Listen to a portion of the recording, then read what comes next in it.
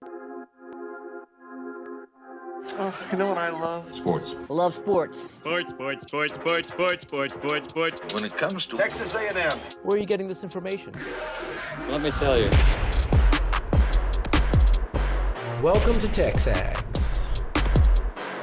I need to talk a little sports with you, Ags. David Nuño here with TexAgs Radio. Billy Liucci here on TexAgs Radio. Olin, Buchanan. Make a mistake. We're not going anywhere. This is going to be a great program, and we're building it into a great program. The best way for us to win is to do it together. Do you realize everybody knows who you are right now? I stand by what we do and how we do it. Schools are like, we're freaking Texas A&M, man. Like, that's about as pretty a throw-catch combo as there is. I saw the safety roll, the slot fade. I knew where I needed to put the ball. You had no other option but one hand at that point. Yeah, man, 50-50 ball, I got to come down with it. You know, if I'm betting on anybody, it's the Aggies.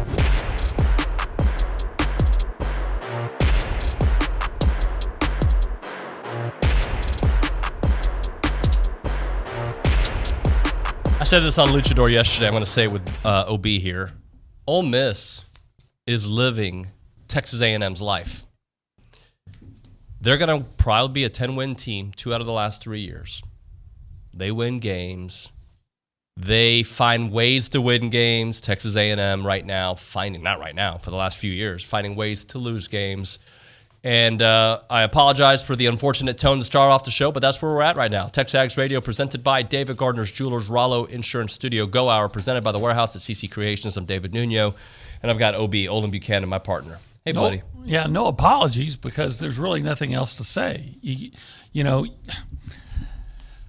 you can go down to Sugarland where you used to live, and you go over to the Imperial Sugar Factory and get truckloads and bring it here, and you still can't sugarcoat what's going on with the football program. You know what? If A&M wins 2 of the last 3, you know, if they win, which right now I don't know that I can assume they'll win anybody, but definitely not a road game. So they'll finish 7-5. That means you're 12-12 over the last 2 years, and that should be unacceptable. Yep. So there's no way to sugarcoat it. But I think it is unacceptable. But we understand the situation that A&M is in right now. For decisions made a couple years ago, you gotta, unfortunately, it isn't the last straw. So you gotta hope they figure it out. And then my question to you, OB, is, will they get a signature win this year? Because if not, I even asked this to Billy yesterday. Last year was worse because it was a worse football team, and this year you're going to win more games than last year. But you at least had LSU. Yeah, I mean, I guess it's possible, depending on the quarterback situation for both teams, right? But again, A&M's now lost 9 straight road games, true road games, and so. And the vulnerable part of LSU is their defense, especially their pass defense. Yep. Are you going to be in a position where you can exploit that? And right now, I would say that's unlikely. So 2 things can be true. I can be proud of the fight a team had. By the way, that's the price of entry. I expect the team to have fight every time they step on the field. That's my expectation level. That may not be reality, but that's my expectation level. This team fought. I'll give them that. They had a chance to win with 5 minutes left, 4 minutes left. You know, had the lead. They had the lead. They had the ball on the last possession. And there was a moment where I was like, mate. So I was going back and forth with CT and Brandon Leone. And I was like, I've already seen this story before. This is right before we took the lead, okay? Before A&M took the lead. I've seen this story before. And then they took the lead. I'm like, I hope I have to eat those words. I hope I have to eat those words. I didn't have to eat those words, OB. Yeah. It's like going to the same bad restaurant and ordering different meals, you know. Getting the same results. You know, the meal, may look different, you know, but the end result is it's very, you know, gut-wrenching. And this was a gut-wrenching loss if there ever was one. But, like you said, you know, I'll be honest.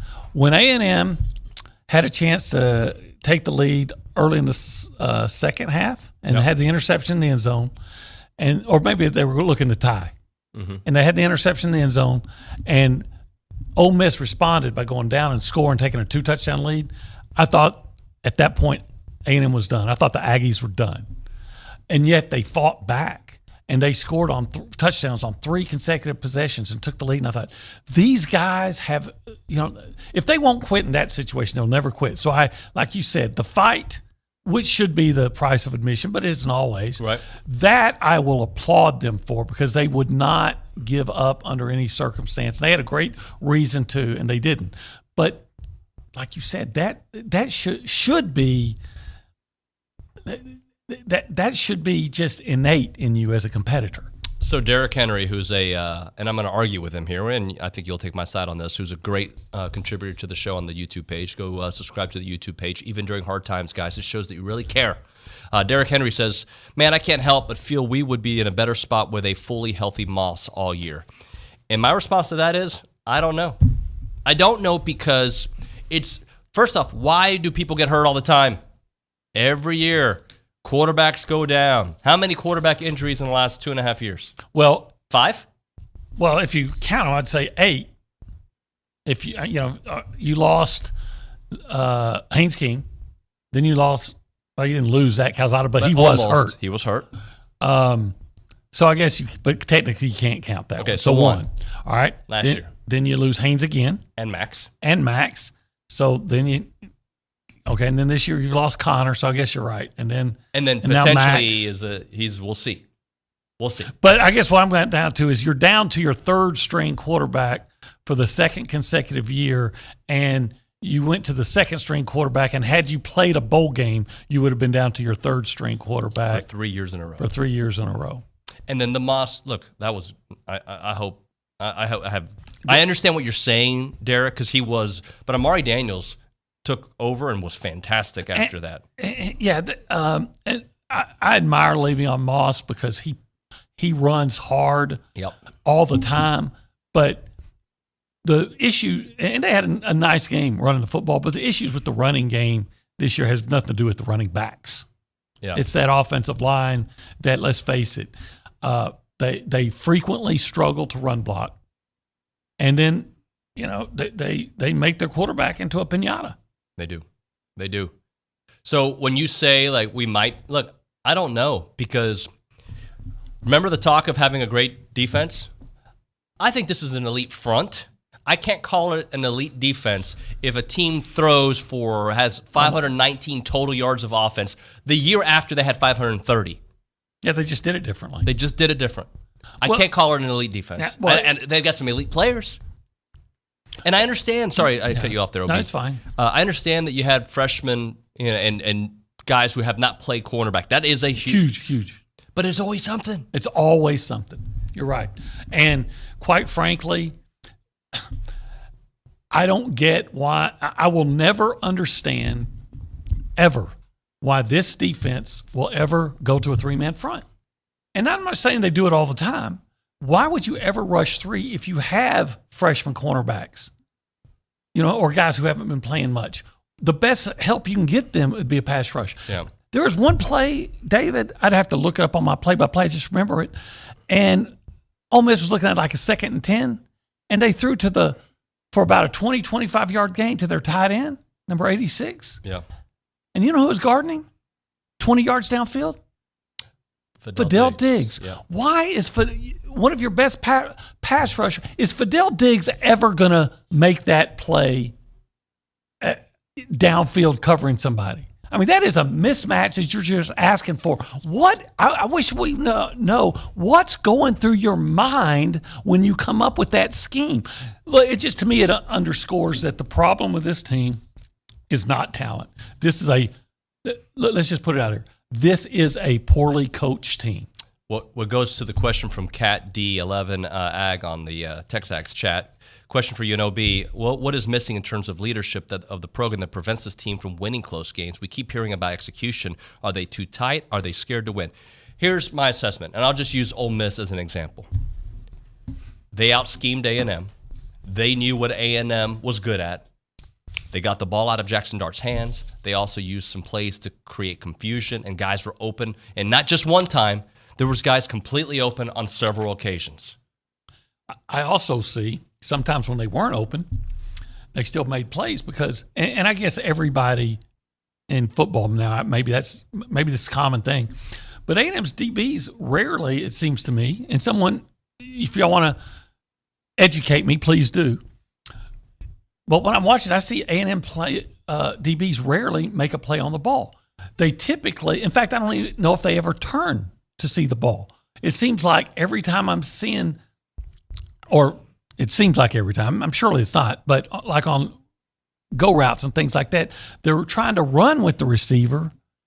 And then I've noticed that too. And then, but they never turn. And there are times when maybe you could knock the ball down if you turn and looked for it.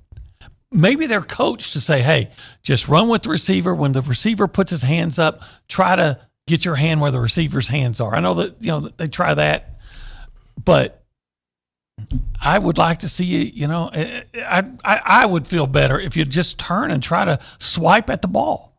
Maybe you'd get an interception here and there. Maybe you'd knock the ball down. Well, but again, I think this is a poorly coached team. Yeah. And I can't argue with it because you are what your record says. And the records, look, I go back to this often, so just hear me out. When they signed Jimbo Fisher to be their head coach, I thought we were signing up for at least a Mark Richt type run. Yes, I agree. 10 wins a year. Maybe 1 year we get 8. Then it's 9, 10, 11. Then we go back to 8. Like, not 5, 7, 8. Not 1 year out of every 4 that's really, really good, right? And now one out of 6. 1 out of 6. I mean, the first year I give them the benefit. Yeah, it was okay. Was it 9 and 4? 9 and 4. Yeah, everybody was satisfied with that.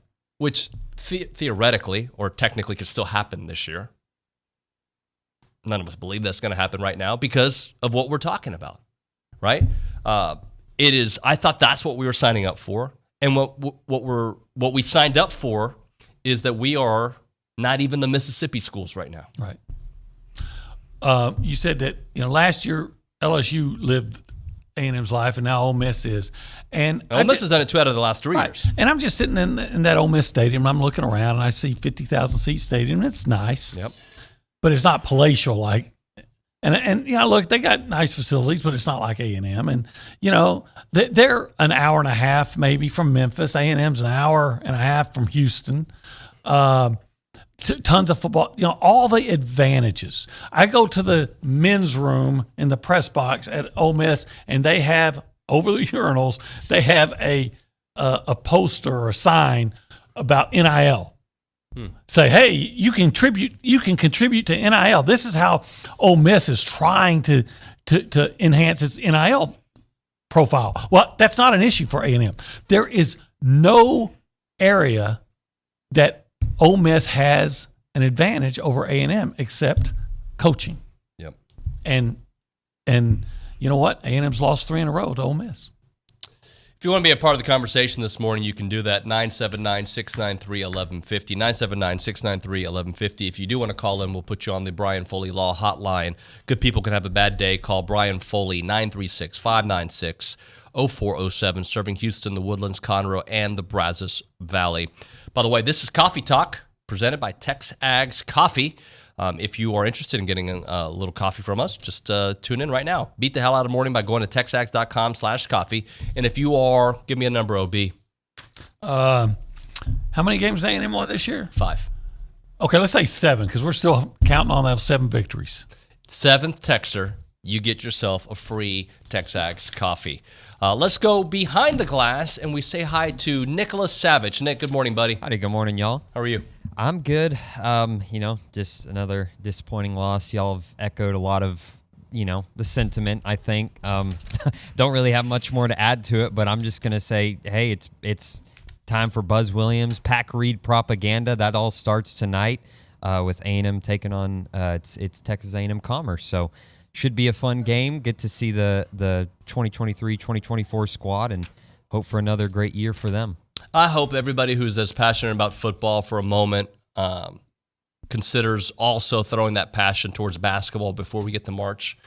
This team, by the way, it's going to be, I don't know if rough is the right way to phrase it. It's going to be a battle-tested non-conference season. And then, of course, the SEC is going to be very battle-tested.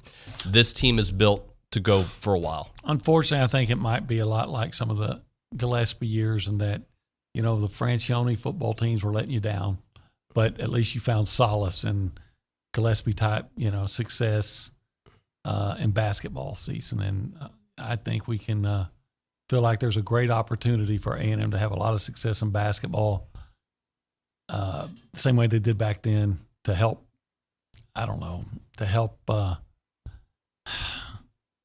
help you get over the disappointment of football season. Yep. Let's go to the Angry Elephant News and Social Center. Jared Schultz will help me out with some good stats this weekend as I was updating the live thread. Jared, good morning, buddy. Good morning. I'm kind of feeling pretty much like Nick over here, just kind of trying to get a little bit excited about something, and that's basketball starting tonight against Commerce. And then a big game Friday against Ohio State. So that one will be really important. Yeah, look, I'm excited about basketball season because I like those guys. I like the way Buzz coaches them. And I think I'm still very disappointed about the Penn State game. I got to turn the page. I know but we get to play them in non-conference. But we get to play them in non-conference. And I think Hop had a column recently talking about there's a chance that A&M could play Florida Atlantic, who made it to the Final Four. So that would be fun. Yeah. And then I had one thing just from the game that I kind of found that stuck out to me. Max Johnson threw for 305 yards passing. That was the most yards he's thrown for since he beat A&M at LSU. Yeah. So 306 yards. Yeah. I found that enlightening. Oh gosh, it's all. Hey, it was a nice offensive. I don't want to say it was a nice offensive 3 quarters. It was not that. It was a nice offensive 1 half and 1 drive of the second half. Well, you know what? Here's what it was. It was nice 6 drives. Yeah. You had 6 drives. You scored on 4 out of 5 to start, and then the one you didn't was you got to the 5-yard line, and on 1st and goal you have an interception. And then the last time you had the ball, without very much time, you moved into range to kick a field goal to force overtime, and A&M blocked field goal for the 3rd time this year. Yeah, I put a little note in. I don't know if David saw it, but before the field goal went up, at that time, Randy Bond was 2 of 7 from 40 to 49 yards. Now he's 2 of 8. But it's farther out, but 2 of 8 from 40 to 49 yards can be tough. You're a big boy SEC program. You got to make more than 2 of 8. And by the way, his kick was online. If it doesn't get deflected, he's going to make it because he still almost made it. He was only a couple yards short with the deflection. He was right online. That's not on Bond at all. No. The protection, if you will, on the field goals has been an issue all year. Yeah. All year, punt, field goal, you name it. There's just issues all over the special teams. Let's hit a break. When we come back, a couple things that I do want to do. We'll take your calls at 979-693-1150. I want to do the turning point in the game, which, OB, I don't know, man, because it came down to that last possession, so we'll get into that. Plus, I want to revisit the 3 things we wanted to see and see how close we came to it. All right, let's hit a break here. We're talking Fargo's right now, 1701 South Texas Avenue in Bryan. Without a doubt, the best barbecue in town. OB, they're not open on Mondays, which means you can just think about getting good food on a Tuesday. Well, yeah, about the only thing that could make me feel better right now is if it was Tuesday and I could go get some rib tips because I need some comfort food. And, boy, there's nothing more comfortable than some rib tips from Fargo. So. You ever eat food and, I don't want to say it hurts, but there's parts of your mouth that, like you feel like, I don't know, like a firecracker in there because it tastes so good. Yeah. It's like just, whoa, that's like a good strawberry. That's a good rib tip. It's like a Mardi Gras of taste, of flavor. Yeah. And that's what those rib tips are like for me. And you can get them tomorrow. You can get them tomorrow. But you gotta. But if you're not early, you're not going to get them. Yeah. And you know what, though? If you want other things, they got, I always recommend the chopped beef. They got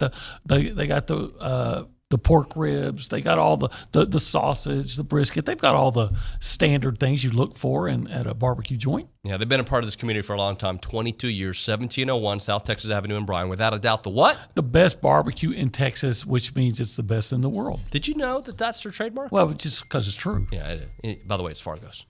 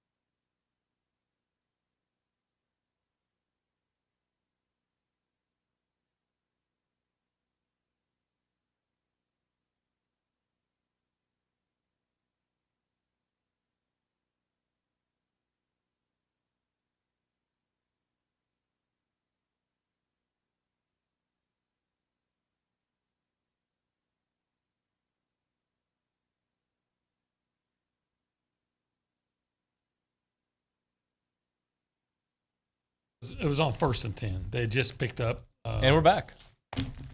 TexAgs Radio, presented by David Gardner's Jewelers, Rollo Insurance Studio. The Go Hour, presented by The Warehouse at CC Creations. Maroon Lover looks so good with Maroon You. We got Tyler on the hotline, the Brian Foley. Tyler from Spartanburg? It just says Tyler. Okay. Tyler, welcome into TexAgs Radio. How you doing, buddy? Hey, guys. How are you? It's Tyler. I'm calling from San Diego. I've called you guys before. So, anyway, yeah, it's good to chat with you. Hey, listen, I've got a theory.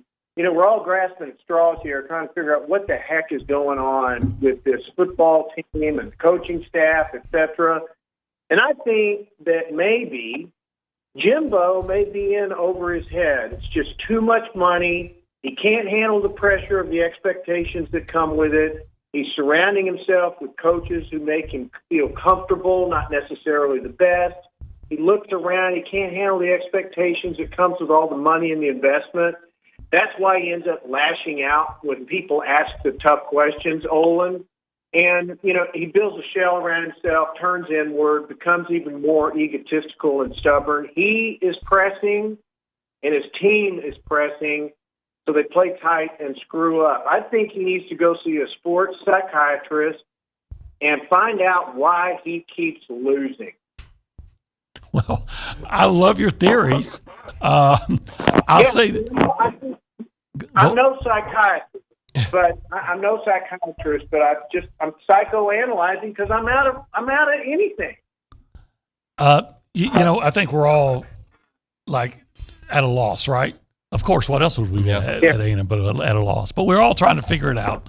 And I'll say this: I don't necessarily think that it's the money and all that, because he was getting paid a lot of money at Florida State. But I think what you're on to is surrounding himself with coaches that maybe don't challenge him. I'm guessing. I'm guessing. I don't know this, but I'm guessing Mike Elko probably challenged him sometime. No, we need to do this, and maybe that's been the case with some other coaches who are not here when they did well at certain positions. But the fact of the matter is, had an opportunity to make some changes on the coaching staff. Not because other guys left, because maybe other guys weren't getting the job done and you didn't. Tyler, we appreciate it, man. Thanks so much for the phone call. All right, thanks, guys. See ya. Obi, I've said this before, and I'm going to use me as an example. When I worked at my previous job, I worked with a guy named Joe Gleason, who would challenge me in a good way, in a positive way, like when he wanted to do something different. He said, "You're not seeing the whole picture." And he would say, "We need to do some high school coverage today because of X, Y, and Z." And he would be passionate about it. And I may disagree. The buck stops with me what went on the newscast. But he was, and more often than not, he was right.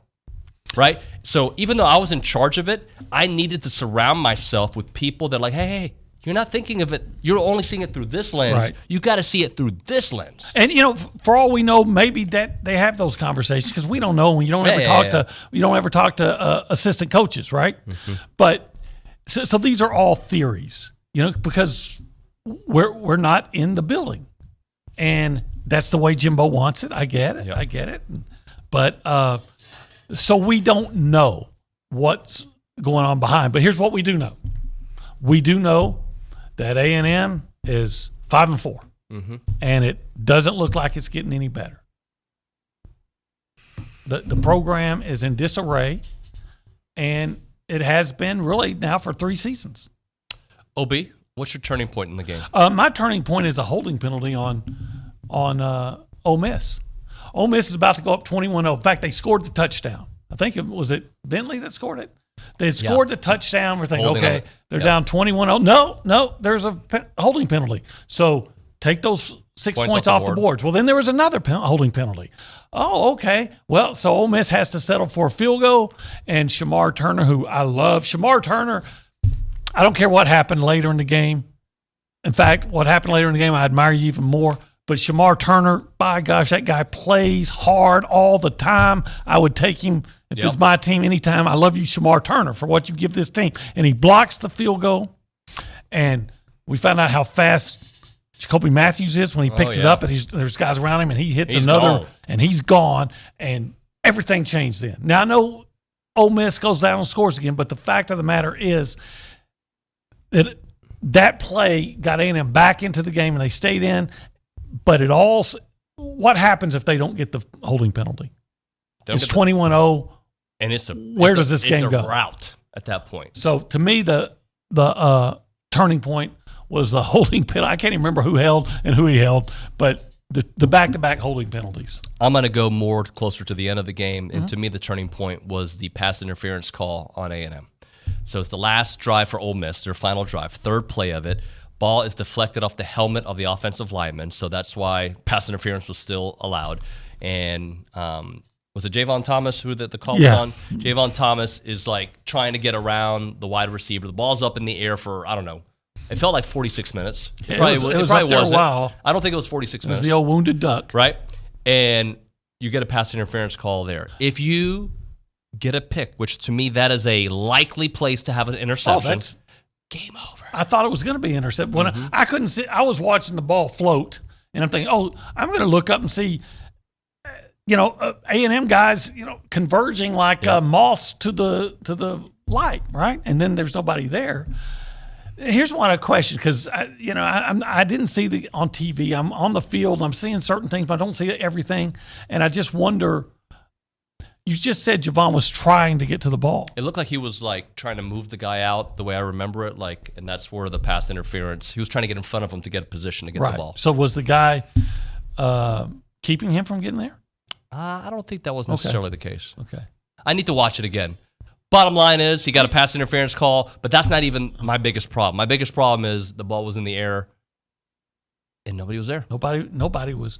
I would even felt better if it had been incomplete and somebody was diving for it. They had run so hard to get there. And maybe there was, I just don't remember. But that was huge, obviously. Yeah, so that is my turning point. Let's hit a break here. When we come back, we'll do the three things we wanted to see, and we'll chit-chat a little bit about that. If you want to be part of the conversation, you can call us or text us, 979-693-1150. Right now we're talking about Heritage Films, which is Chance McClain's company. He's a friend of mine, been a friend for a long, long time. And they do these origin stories for families, right? You ever see the Wolverine movie, the origin story? Well, you can have your own origin story, your Rocky One, if you will, to tell how you built your empire, your family, whatever your empire is. If it's your family ranch, maybe your grandfather, his story can be told. That's what Chance does with these 2-hour documentaries that feel like you're watching it on Netflix. You feel like you're watching it on HBO. They're so high quality. They're great. So that's one part of his business. The other part is the Year Flicks, which is more of a 20-minute video for the younger kids, and it's more Q&A style. It is awesome benchmark video to find out where your kid's at in life. Like, what are they into? Their likes, their dislikes, the movies, the subjects, your freshman year at college, what you think your major's going to be, what it becomes, and a couple years later, you update that story when they graduate, when they get their Aggie ring. It is an incredible thing that Chance does. He's so creative, and he'll team up with you and give you the story that you want. The website is yourheritagefilm.com, yourheritagefilm.com, 713-893-8341, 713-893-8341.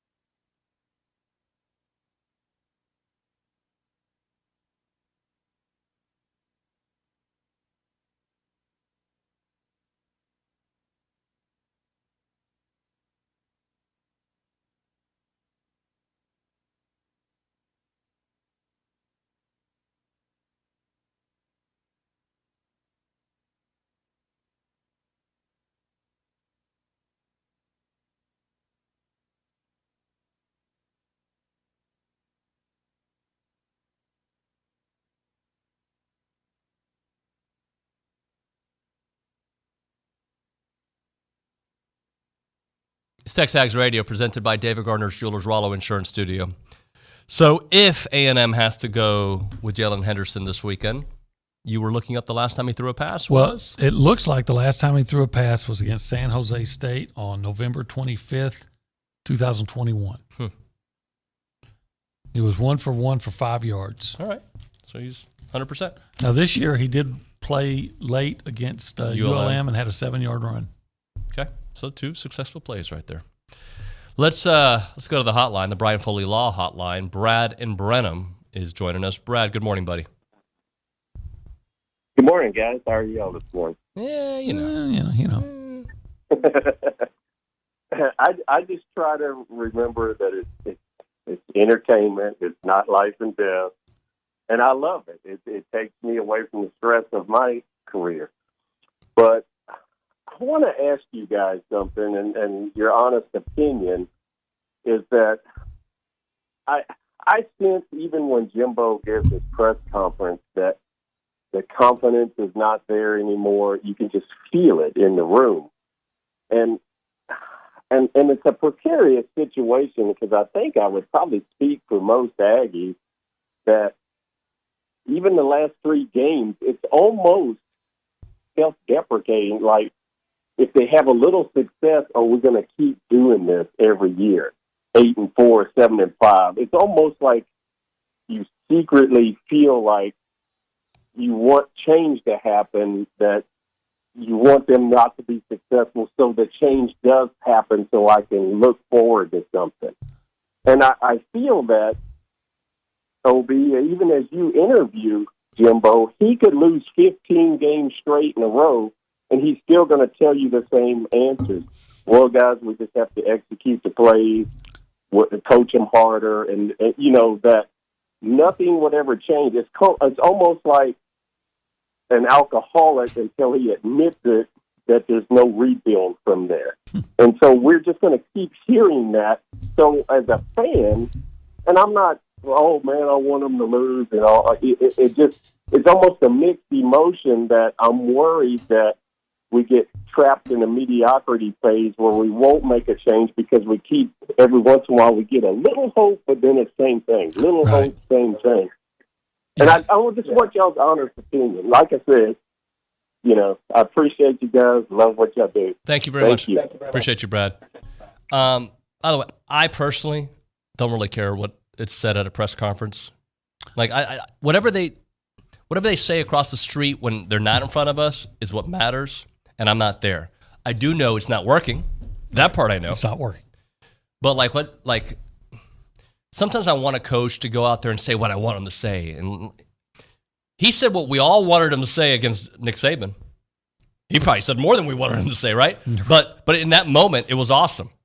It doesn't matter. What matters is the results. And that's all.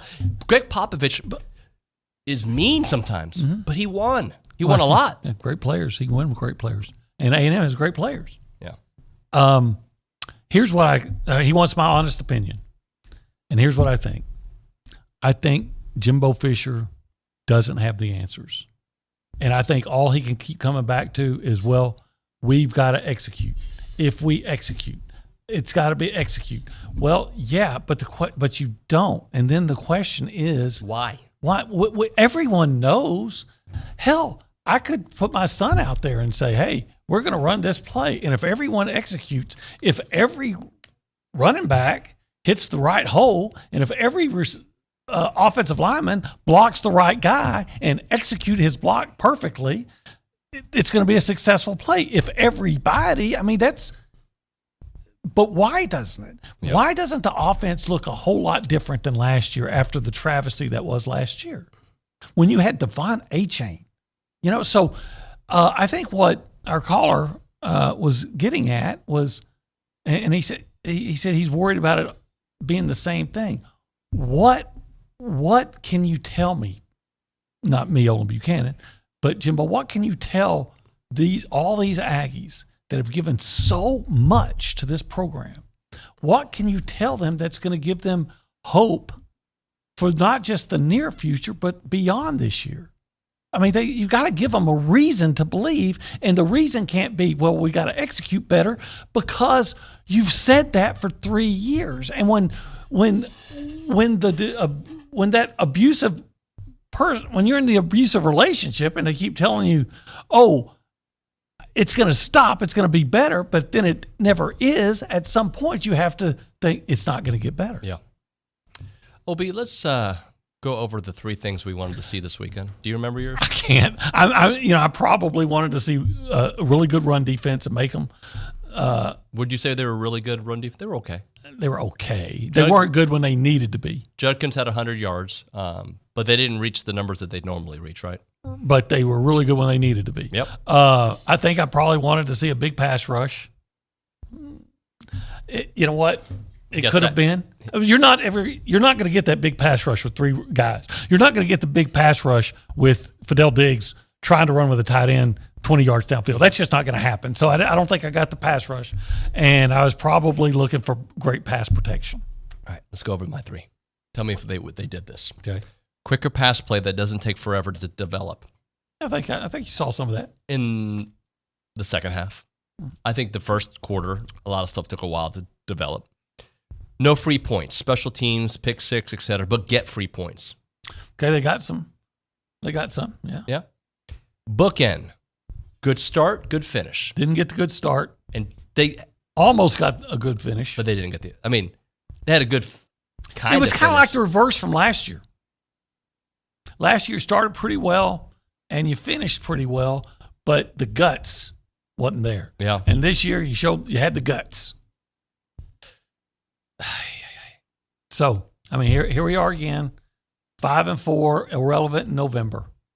Let's go back to the Brian Foley Law hotline. Trey wants to chit chat for us. Usually this show doesn't give we don't get a lot of callers because we talk a lot. But yeah, if you wanna vent a little bit, go ahead. Trey, good morning. Hey, how you doing? Actually, not well. Me neither. The reason why I'm calling, and you said it 1,000 times, David, when we hired Jimbo, we all thought this was the guy. I truly believe that we had finally gotten the right guy. And it hasn't worked. But I think it all went south the year that we chose and opted out of a bowl game.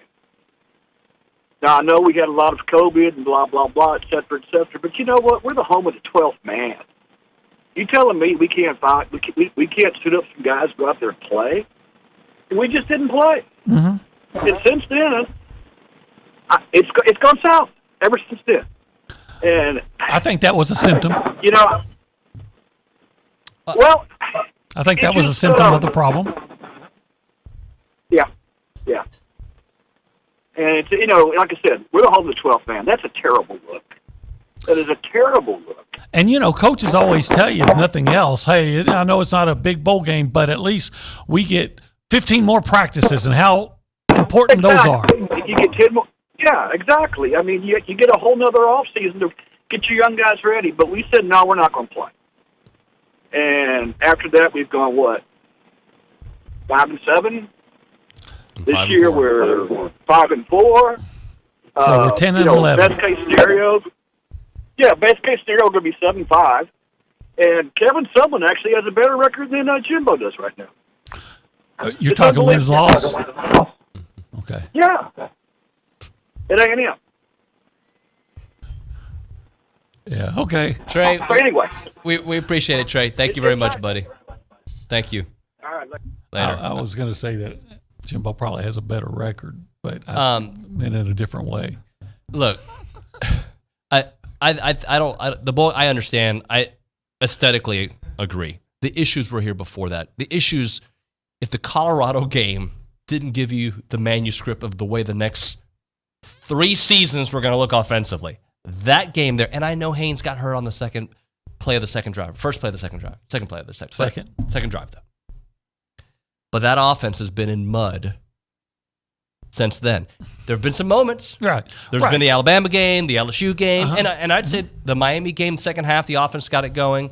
This game, the offense was definitely better. They scored enough points to win the game. Well, yeah, Connor might have made a difference, but here, but to your point, and the caller's point is, look, A&M's been good rarely, but sometimes they've been good. But it's like, if I throw 2 strikes in 10 frames, I'm not Earl Anthony. Right. You Earl Anthony, like the Earl Anthony reference? I don't know. I have no idea. I just acted like I do, just in case. You're not Dick Weber if you throw 2 strikes in 10 frames. You're not Mark Roth for 10 strikes. I very rarely watch bowling. And you know what? And it's just you're not Nelson Burton Jr. It's just Big Nell. They called him Bo. Big so Bo. It's just failure. It's failure, and you're at a point now where you question: can you get out of this? You called it the mud, stuck mud. Can this coach, who, let's face it, is responsible, because all things he's responsible for the program? Is he responsible for the guy who got you in this mud? Is he responsible? Is he going to be able to get you out?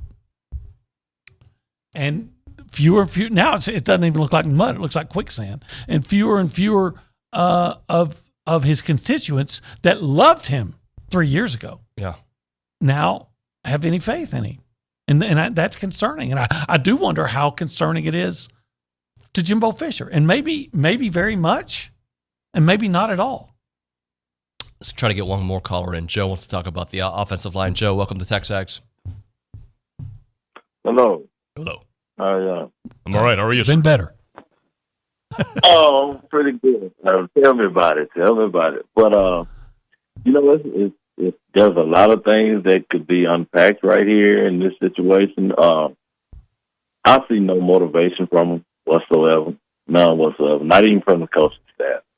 As far as the offensive line, in every aspect of offense, even the kicking game, if you go back to the very first game, I see offensive linemen getting up off the ground. Okay.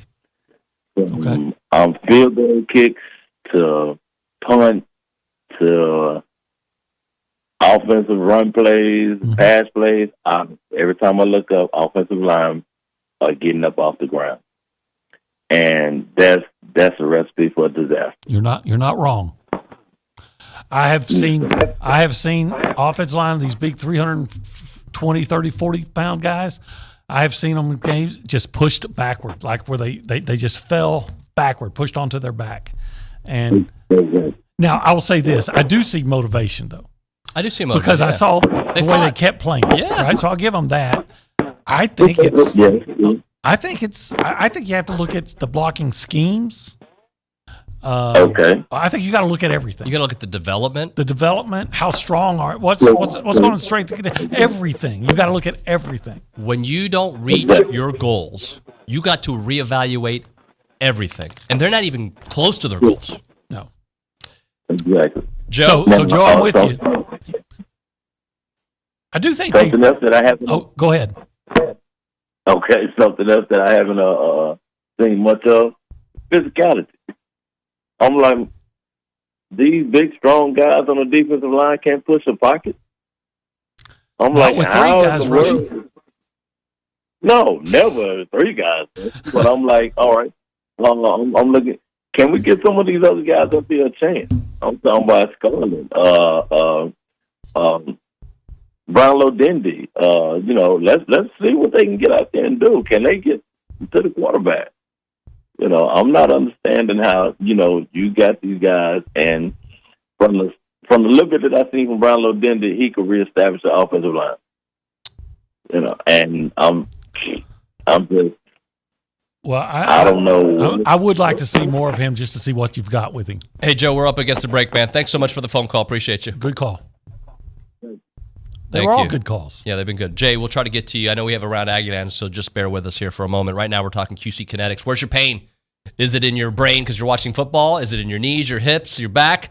Don't let it sideline you for any longer. Don't let them tell you that surgery is your only option, because there's other options for you to consider, especially when you call the good people over there at QC Kinetics for the future of pain relief. It's not really the future. It's the right now. They can take care of you.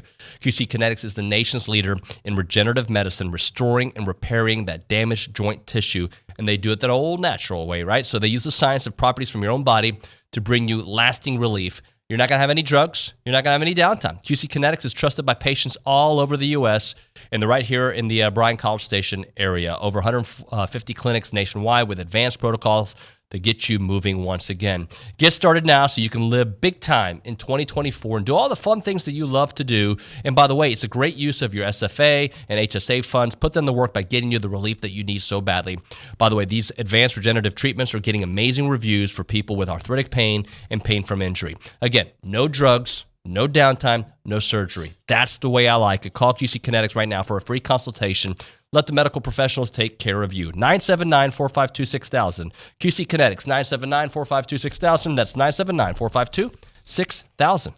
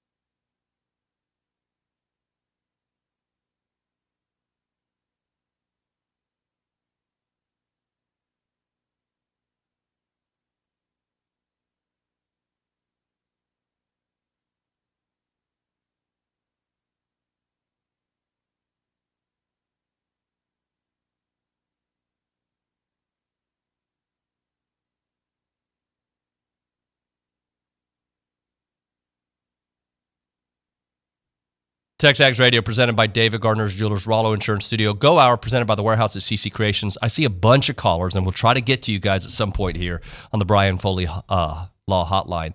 But just bear with us. Two things. I feel like I haven't said this, and I want to make sure I say it. I am not advocating for punching, okay? Shamar Turner shouldn't have punched. But if you rub that area on my helmet I'm punching. And if you're just standing there on purpose, acting like you're not doing anything and doing this little Hawaiian dance and rubbing, you get punched. You know what? My issue with that is both guys should have been ejected. Yeah. Like the guy was clearly doing something on purpose. Yeah. Something that an Alabama fan basically went to prison for doing it to an LSU guy. It was clearly on purpose, and he shouldn't have punched because it got him kicked out of the game. But I get it. What you do is you push him away, and then on the next play, you probably take care of it. What does Chris Rock say? I forget. There's a joke basically to that, but I get it. I understand. Yeah. All right, oh man, we ran out of time. Let's do Around Aggieland presented by Normandy State Bank. Normandy State Bank, rock solid banking. The website, normandystatebank.com. Kate Agley, I'm sorry. We'll get to it. Anyways, y'all all know football loss. We're going to move on from that. Anyways, men's basketball does start tonight. A highly anticipated 2023-2024 season is finally here as Buzz Williams will begin his 5th season in Aggieland with the 15th ranked Aggies. They play Texas A&M Commerce at Reed Arena tonight. That will be a 7 p.m. tip. You can also view that on SC Network. Plus, if you are not headed to Reed, women's basketball will also kick off. They will play A&M Corpus Christi on Thursday. And then quickly, Aggie volleyball did drop a match to number 24 Auburn last night. And then soccer, G. Guerreri and company await their NCAA tournament fate with the selection show at 3 p.m. today. That will be on ncaa.com. So make sure to tune into that. So that's all I got. Thank you, Kay. Appreciate you very much. That's Around Aggieland. Kay Nagley. Sorry it was so short. OB, we haven't had this many callers in forever. Well, and it's good that we took them. And I know you got more coming. Yep, we got more coming. We got Damontre more coming too. So we're gonna have to figure out the mathematical. I don't even know what I'm trying to say. We're just gonna try to figure it out how to get everybody on. So OB, thank you, sir. You bet. When we come back, callers, Damontre Moore, Billy Liucci, you name it, more. Bye.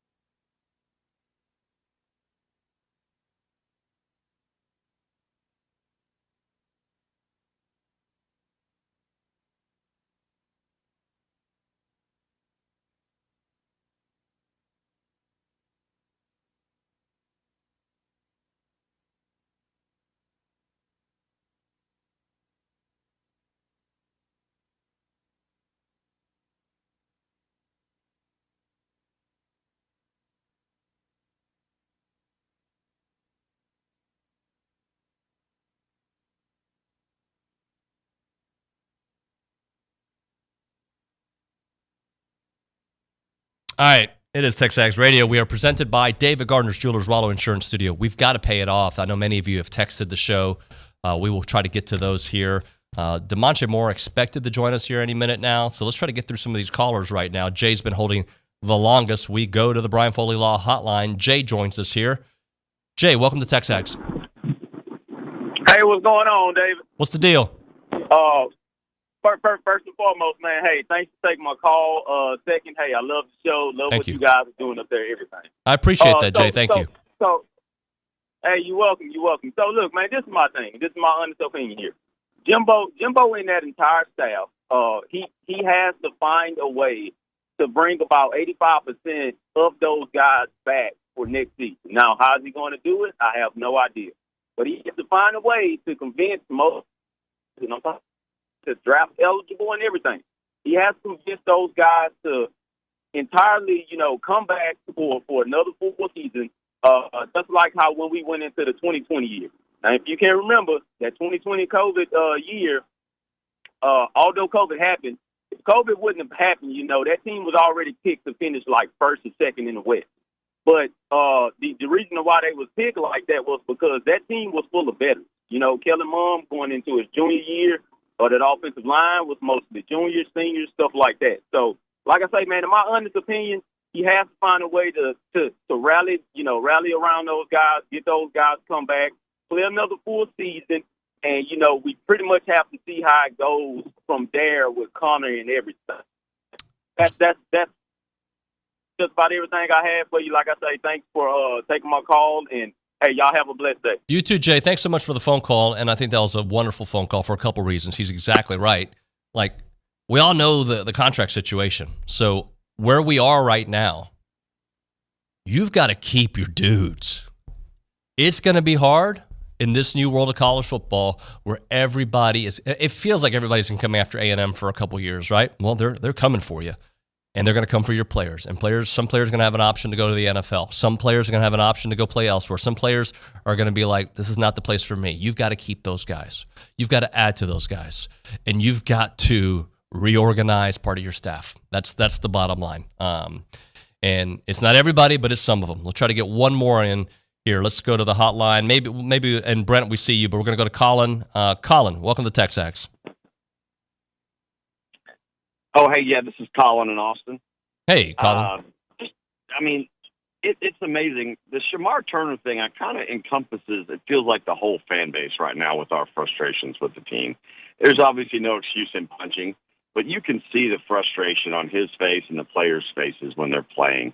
And it feels like it is, the fans feel that way. It feels like the whole program feels like they're just so frustrated. And obviously Jimbo's the catalyst for all of that. But, he's a great recruiter. He's going to have to do his best job ever keeping this team together for next year if possible.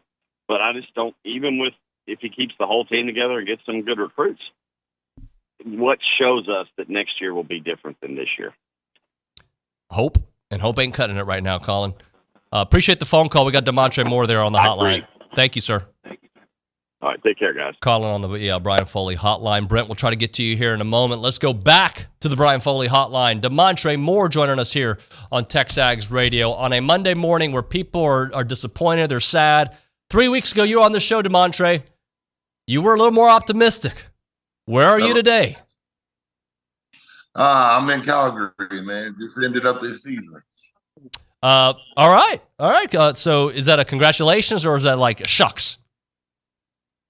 It's a congratulations on the professional season, but it ended a little short. Unfortunately, didn't get that Grey Cup this year, but it is what it is. A little disappointing, kind of like how my Aggies are doing me right now. So I know you typically prepare for us. Can you switch this, please? Yeah. Some observations. I hear Nick in the background. I hear some observations from you here on the program. Damontre, give us a couple of your thoughts. Yeah, I would say, honestly, my main thought is we just need a new culture in the clubhouse, sir. We need somebody to take over and there's so many things going on right now that sometimes it's just better to start over. I know when Coach Sherman, thinking back to my time there, and his main thing was when he first got there was changing the culture and environment, not necessarily meaning that you don't have enough talented players that aren't there. It's just sometimes you just got to figure out what's going to be the dynamic of it, who's going to take over, where's the leadership going to come, and that just starts from the head coach all the way down to the janitor. Everybody has to believe in that culture, and right now you got to switch everything up. Anything jump out, Damontre, from the game itself to you about what went right, what went wrong? The biggest thing for me is I think is realizing that we're a giant, realizing that we're a powerhouse. Time and time again this year, we've shown that we have the talent, we have the schematics, and when we go in there with that confidence and that certainty, we go in there and we dominate. And then there's other times where we're playing down to the level of our competition, and it's just like, man, what are we doing? And then we'll go in, make some halftime adjustments, and we always come out at the last minute. And you've seen it clear as day in this Ole Miss game. We didn't realize until the very end when it was too late that we were the Giants and that we can actually hold on and make plays. And so that would be the biggest thing is learning our power and learning how to use it. It was probably my main thing. And then the second thing that was most clear, undisciplined. Not to be the bearer of bad news, but this was just completely undisciplined football. I guess we can start off with the Shamar Turner question. Like, I understand somebody, rubbing their stuff across their face and playing dirty and stuff like that.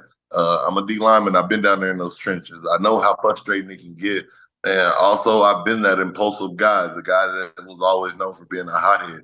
So I don't know if it was just a temporary moment. We're going to chalk it up to that. But anytime that you lose your best player, the person that's wreaking havoc on the game, to an injection, that should tell you that's undisciplined either on him or maybe on his teammates not being able to reel him back in. The one thing is when I was out there and I'm not about to sit here and say I had the best temperament, but I had great teammates around me like Spencer Neely, Sean Porter, those other guys that were able to bring me back in and say, hey, D-Moore, you're going a little too far off the deep end. And somebody should have been able to be able to help him because that really hurt us once he got out there. And then another observation would be offense just took way too long just to get going. We had a horrible turnover that nearly ended the game before it even started in the second half. And we got to learn to just stop shooting ourselves in the foot. A lot of these mistakes that we've shown in the big time games against the Alabamas, Ole Miss and stuff like that, it's been a lot of stuff of us either shooting ourselves in the foot, a lack of discipline on a technique assignment, or just being misplaced out of a gap. And we need to learn how to play complete football. All three phases, offense and defense, everybody working together. Damontre, I want to go back to the Shamar Turner play because I agree with you. You can't do that, but I get it. Yes. Like the other dude was like, he was clearly doing something to make Shamar feel inferior. And also, it's just gross what he was doing. Dudes shouldn't be doing that. Yeah. Oh, yeah, no, definitely. He definitely shouldn't have did that. But at the same token, it's the game that we play. It's football. Sometimes you got to play chess and not checkers. And that was the one thing that a lot of coaches have said. When you knew you had somebody that was going to be a hothead and stuff like that, typically O-linemen, especially at that next level, which he's going to have to get used to because him, Nolan, the rest of those guys, they're potentially first-round draft picks. That we know, I might be being a little bit of bias because I love them and we got the number one defensive line in the world right now. But those guys are going to have to deal with that next level. That some guys make it their life goal to be like, okay, we have an undisciplined player. Okay, every time that you get him, drive him into the ground. When you get a pancake, I want you to walk over him versus, rolling off of him and stuff like that. It's those little things that he's going to have to figure out that, hey, if they're doing that to you, they're doing it for a reason. They're doing it to get you out your game and take you off. And unfortunately, they did exactly what they came to do. They came in there. They were being more physical, and then they did the extra stuff that were able to get him distracted. And that's the worst thing is because we needed him to later on in that game. Imagine if we still had Shamar, as close as that game was and as much freaking. There's no doubt in my mind that we would have won that game if we would have had another defensive playmaker. We got a lot, man. I guess that's my point, Damontre. And look, by the way, I'm not arguing with you. That defense to me, it just seemed like Ole Miss, like when teams want to throw on A&M, they can throw on A&M, and they were already down to some lack of experience there at the cornerbacks. Yes, definitely. Between the lack of experience and the quarterback discipline, and then just it's so hard. It just felt like Lane Kiffin just had our number. Like he was in our head the first 2 quarters, and we just couldn't realize it. Like I said, I don't know if we didn't realize how big we were, how strong we were, and just making the adjustments. But they came out here schematically on point, and they had every little thing in the back pocket. It's like that kid out here next day that they know they have to deal with a bully, and for everything to be right for them to take down this bully, the sun's gonna have to be shining, the slingshot is gonna have to be right, and they're just gonna have to look down and have the right opportunity to pick up that rock and knock us out. And unfortunately, it seems like everybody keeps coming prepared for us, and we don't realize it until it's too late. Damontre, last thing for you. The offensive line has been ridiculed a lot this season, but in that game, it seemed like they got it going there in the third quarter, opening up holes, and Le'Veon was getting his, Amari was getting his. Just your thoughts on how the offensive line was able to combat their defensive front.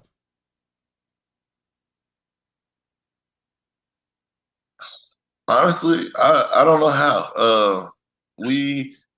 No, I'm going to take that back. I do know how. They were professionals. They went in there and they finally made the adjustments. These adjustments that myself, other people have been complaining about all year, and we finally seen that cohesiveness and them finally starting to gel. Now, I wish it could have happened in the first 2 quarters, not in the last 3. And we might be looking at a whole different game. But like Drake said, I like quoting rappers and lyricists. He said, better late than never, but never late is better. And at this point, luckily, we do have the talent at quarterback, but I wish it wasn't late because we might have a different quarterback starting. We might not have as many injuries, but at the end of the day, it's still a fine time for us to start tuning right now. And also going into next year, building up that momentum and them having that confidence, another year in the system, another year of playing together. Hopefully they have that cohesiveness to get the ball rolling for the rest of the year and leading into next year. Damontre, we appreciate it, man. Thanks so much for joining us this morning, and safe travels back to Texas. Where are you going next? Yes, sir. Yeah, I'll be back in Texas, and hopefully I can be live and in person in the next upcoming weeks. I'd love to see you here, man. Thanks so much for making time for us. Yes, sir. Thanks and gig 'em. Gig 'em. Damontre Moore there on the Brian Foley Law Hotline. Appreciate his time. We're going to go to a caller. Brent wants to chit-chat a little bit here on TexAgs. Brent, welcome to TexAgs Radio. Howdy. Howdy. Hey, I just want to vent that we have to be the worst team in the nation coming out of a timeout. I don't know how we're so abysmal and disorganized, and if we happen to not get a pre-snap penalty, we get the play blown up. It's just unbelievable to me. You know, this is how I'm going to answer this question. The last 2 years, I haven't watched as much college football as I'd like because the beginning part of the year seems okay. And then as we go deeper into the year, when my team loses, I just kind of avoid anything but our team because it's just, I don't know. I catch up with it. I watch the highlights. I watch some games, right? But like I stay away from it. We do have some issues coming out of timeouts. Sometimes the play call isn't right. Sometimes there's a false start, and it's like, what's the point? So you're not. I'm not going to argue with you on that one. Appreciate the phone call very much. Thank you, Brent. All right, Brent on the hotline there. I think I cut him off on accident. Apologies for that. Let's do this. Let's go to the Angry Elephant News and Social Center. People have been texting left and right. Let's go to Jared. Jared, what's going on there? Yeah, I got one from a 307 number. It says, kind of overall, just a synopsis of the A&M fan base, it feels like. Someone says, I was the biggest fan of Jimbo and the contract extension. I drank the Kool-Aid. I was excited for this year. Felt uneasy after Miami. Sad after Bama. Mad after Tennessee. And hopeless after Ole Miss. I think he sums up what a lot of us feel like. I think that the hardest part of it is that you see the how, like how they could have won these games, right? The how is there, like, man, we had that game if we make this play. If we make that play, we win that game. If we don't make this mistake here. The problem with that is when it is consistent, the body of work over 2.5 years, then you're like, this is who you are. Then my follow-up to that would be, what are you doing to fix it? And I gave that staff credit for identifying an issue with the offense and going and hiring a really good offensive mind. And it hasn't translated. You can say why it hasn't translated. Well, the quarterback got hurt. Okay, it still hasn't translated. We would have won a lot more games with Connor, but you didn't. And you've had a consistent case of quarterbacks getting hurt, which goes back, well, why are quarterbacks getting hurt? Why are they getting hit so much? Why are they most pressured in the country? What are we doing to change that? And sometimes you can't really change it midseason, but you better. All I know is, and I'm using the GOAT in this example, Alabama's offense was going this way at one point. They fixed it, not even midseason. A quarter into the season, like, look, this is his skill set. This is what Jalen Milroe does. Let's fix it so it works. And it's been working. Now we're talking about the GOAT. But you got to give them credit for that. Mid-season, quarter season, no. We can't do it this way. Let's tailor it to his skill. Are they doing that? I don't know. This was a better game. You cannot take away that the offensive line did not get better in that game. But over the body of work, it shouldn't take the greatest quarterback of all time to win games either, right? Like, that's what it feels like. Like, not that Connor's greatest of all time, but I think you understand my point. It shouldn't take this amazing 5-star quarterback to win games. There are games you got to go win.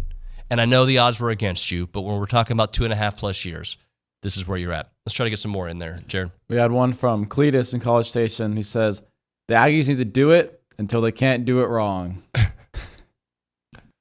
There's a lot of truth in what he says, guys. I'm just saying, like, there's a lot of truth to it.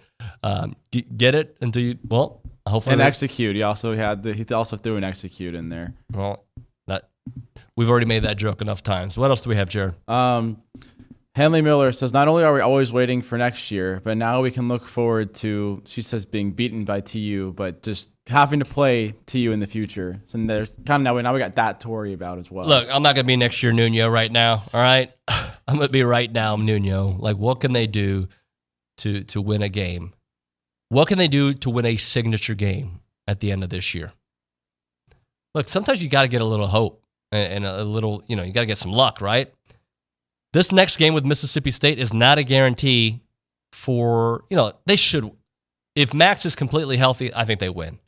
There's too much of an unknown with Jalen Henderson. Too much of an unknown. If he's the guy, we'll find out later. Maybe Max is good to go. Maybe he's just bruised up and he's good to go. But you got to figure out how to win that game. See how your offense looks in that scenario. Take care of business against Abilene Christian and do something you haven't done in 9 games. Win on the road at a place you haven't won since the mid-90s. And then you're sort of like, all right. And I'm not saying that I'm expecting that to happen. What I'm saying is that's got to be their focus. That's got to be their mission, their plan right now. It's like, how do we win this Mississippi State game and stack a win on top of a win? A win streak sounds nice. A losing streak sucks. Jared, one more before we hit a break. Jack76 just says, take away the team leaving 2 days early. That obviously doesn't help. That's just in regards to us leaving on Thursday for road games, correct? Yeah, and Billy touched on that on the Luchador yesterday. They're not going to change it this season. Is it something they'll look at in the future? We'll see. But I don't think that's something that they can change right now. Something's got to change. I don't know. It is what it is, guys. All right, let's hit a break. We'll come back. I think we'll have Billy in studio. If not, we'll get him on the phone. Right now, we're talking about career opportunities at the Association of Former Students. So if you're looking for a reason to move back to this awesome community, that is a place you need to look into the jobs out there, because the Association of Former Students is seeking to hiring professionals to their team. Their positions open all over the place. I'll give you a couple different areas that you can look into: communications, fundraising, former student programs, campus programs, and much, much more. They're the nation's premier alumni association and the oldest organization serving Texas A&M in support of that Aggie network, and they play a huge part in every Aggie story from howdy to here. Don't miss out for opportunities to help out the association with Howdy Socials, Aggie Ring Day, class reunions, Aggie Muster, and everything in between. Join a team that exemplifies the Aggie core values: excellence, integrity, leadership, loyalty, respect, and selfless service, all in support of Worldwide Aggie Network. If you're interested in joining a team or sharing with someone who would be a great fit, please visit tx.ag/association jobs to apply and get more information on each position. It is the Association of Former Students.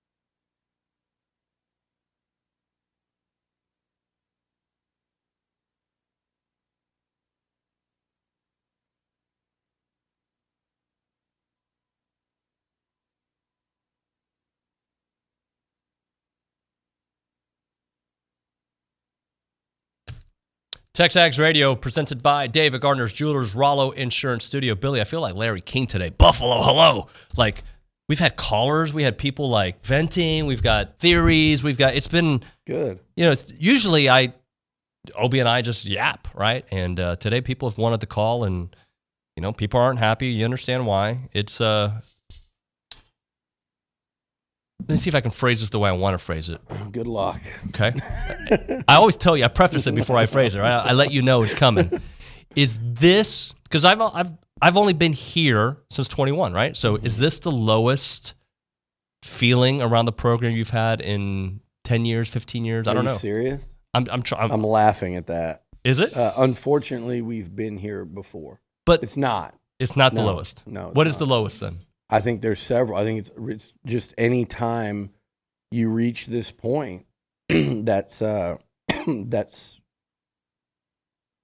we're at that point where it's like, man, you know, you got people either when you get to the point where people are going, this can't work, or when most of the fan base, which again I said it yesterday, like. Sometimes I think we sit here and we say the fans or whatever, and that's I always, you catch me correcting myself. I'm like, us, we catch crap for they're fans on a fan show, and I always say, yeah, so we are, so are they're a reflection of us. Oklahoma, Texas, LSU, Alabama. I mean, go watch these shows where these people are like losing their minds after games, look like they're gonna cry and all that, and I know that like that's the emotional fan, and we have to, we don't have to. It's a choice that I make. Is to check that to a level. Like if you want to hear frustration in my voice, if you're paying attention, you can. If you want to hear disappointment, you can. Disgust, happiness, joy, whatever you want, you can tell it. I try to keep it in, you know, in between a 3 and a 7. Mm-hmm. You know, like not 8, 9, or 10, not to the far left, not to the far right, and just stay in a pretty big lane where you can tell the difference. A lot of fan sites and fans or don't do that, and that's fine. But we are fans. The people that make the decisions at A&M are fans. The massive donors are fans. Many of them post on our site. Almost all of them read it every day. They listen to this show. They're fans, and they're fans that through, you know, their tremendous success, you know, in business, in their personal lives, have put themselves in position to be fans that help steer this massive ship and keep it from hitting icebergs, right. Which, you know, it feels like, you know, right now, if you look and go, man, is this thing heading right towards the iceberg? But they do amazing things in terms of facilities and allowing. Everybody's talking about, you know, what Jimbo would be owed, but just to even allow A&M to be able to hire a national championship coach, you can talk about the guaranteed money, and that was clearly the mistake in the deal. And it's funny because I have a lot of people telling me now, you know, a lot of people, no one's claiming that. No one's putting their hand up and saying, I'm the one that said guarantee every penny of that for 10 years. Or in the perpetuity of the contract. But to allow you to give the coach a raise, to keep him from going to LSU, and I know in hindsight you go, man, did you have to do that? Yeah, you did, and I think it was very important at the time for A&M to do that in terms of not losing a coach to LSU, but then there's an extent, and that's where I think A&M needs to kind of learn from mistakes and wise up and say there's a cutoff point. The money, to me, was not the cutoff point to Jimbo. Extending Jimbo was not the cutoff point. And again, this is all hindsight. But the guaranteeing it for that long was the cutoff point. And that's when you say to him or Jimmy Sexton, like, hey, if this isn't good enough, good luck to you. Because for $9-something million and all that, you could guarantee half of that, you could go hire anybody just about. But they wanted to keep Jimbo, and I absolutely think it was the right thing to do at the time, without even with hindsight, but just looking at that time period, it was like, yeah, they need to do whatever they can to keep him. I think they did more than they needed to do to keep him. Mm-hmm. I think Jimbo and Jimmy Sexton were probably like, really, they're going to do this? Sure. I don't think it got to a point where Jimbo Fisher would have said, no, $9.5 million a year guaranteed for this long, I'm out. I truly don't believe that. Same thing with Kevin Sumlin. You fight to keep him from going to USC. And I can remember, look, guys, like sometimes y'all, I think not y'all, but certain people don't know. Like I talked extensively to Kevin Sumlin while he was debating between USC and A&M. That is, and I would put out what I could, knowing what I knew. If you want to talk about like coming from an informed place during that, he was going to go to USC. There was a brief point in time where I would get done with the conversation, and be like, yeah, I think he's gone. And they kept him, and then you have to go back and look and say, at what point do you say we've done enough? You need to go. That's for A&M to learn later on. I think they did a good job with the Buzz extension. You just have to understand these things. When it comes up with slosh and baseball, you have to weigh what's going on, the trajectory of the program, what would happen if you lost said coach at said time to, said suitor, what would the fallout be? If you did, with what you were prepared to commit to that coach, what could you go hire? All those things factor in. But to me, we're at a point where those fans, and they are fans, the decision makers and the fans and everyone in the stands and all the way down to, I was talking to someone this morning and she was like, I said, well, it kind of sucks that just this weekend's the last game that even matters. You got Abilene Christian and then that's it. I hate for that to be the last home game. And she goes, does this one even matter? And that's what most of the fans think. And I wouldn't say like she's far from a casual, but that's what a lot of Dallas people or San Antonio or wherever, like, am I going to drive in for that one? And so when you reach that point, it doesn't mean that you have to make a change, but it does mean that we're at a point now where, people are either saying this isn't going to work or people are saying, does this have a chance to work? And it's not, you've lost the part that says, I believe this is going to work. And that's the concern.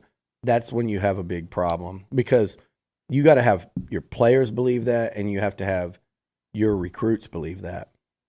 That's the massive part of it too. And there's a blend there between fans, donors, big decision makers, and those kids. And the media is right there in it too. Because forget us, like if the national media, I'm sorry to keep talking, but I'm going at a point here. Yeah. If the national media smells blood and they're piling on, that's what everybody reads, whether it be fans, whether it be recruits, whether it be current players, they all see that.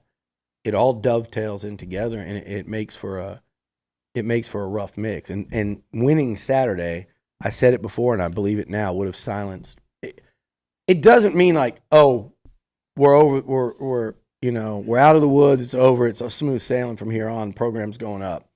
It would have silenced all of this. And you had a 47-yard kick to tie it and go to overtime. And among a million, I don't want to just single out the kick and look like it was deflected off the edge, but it was just, the timing of it was, everything looked weird. I don't know if he was expecting another timeout to come. Whatever it was, that's how close you were, was to silencing it. Yeah. You were one play, you were 3 points, you were one defensive stop, not let him march the field from silencing all this. And you didn't. And it's tough because I'm looking at this football team, David, and I'm like, I easily could have seen them beating any of these three SEC teams they lost to. So it's not like they're a bad team that you're going, man, we're not competitive against the best teams in this league. They're beating the worst teams in the league with relative ease, with their backup QB, with, whatever other shortcomings they have. And we've talked them into the ground. There's a ton of them. They're just falling short against the best teams in the league. But at the end of the day, they're treading just above 500, and they were below 500 last year. It's not a good situation. The reason I ask is this: some of the worst that you've covered is because I feel, and you can remind me, I know there's been other 2-year stretches that are worse. I get that.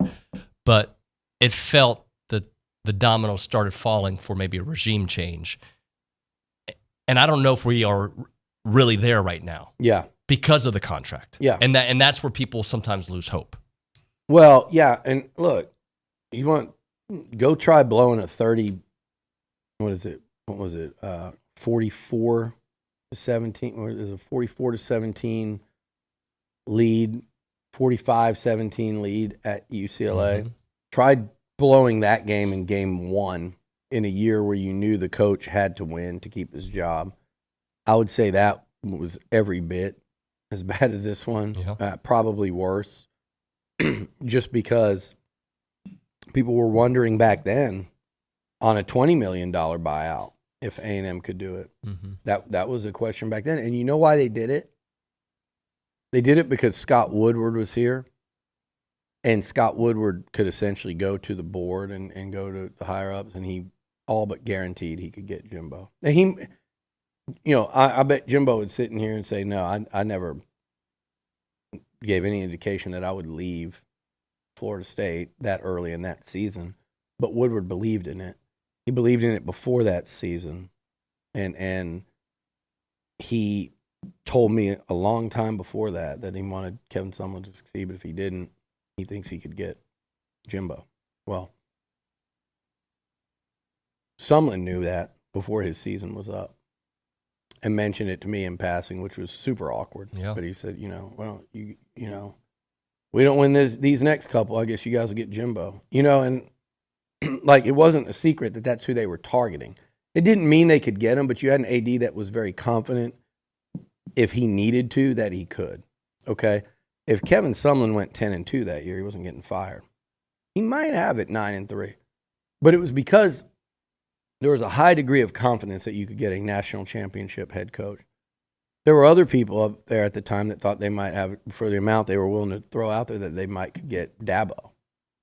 But Jimbo, because of the position and what was going on at Florida State at the time, and I think his frustration with a lot of the things that he didn't get there that he does get here, mind you. Right. He has gotten them here, so he can't have the same, complaints. He won, obviously, a lot bigger at Florida State. But that feeling was they could get him.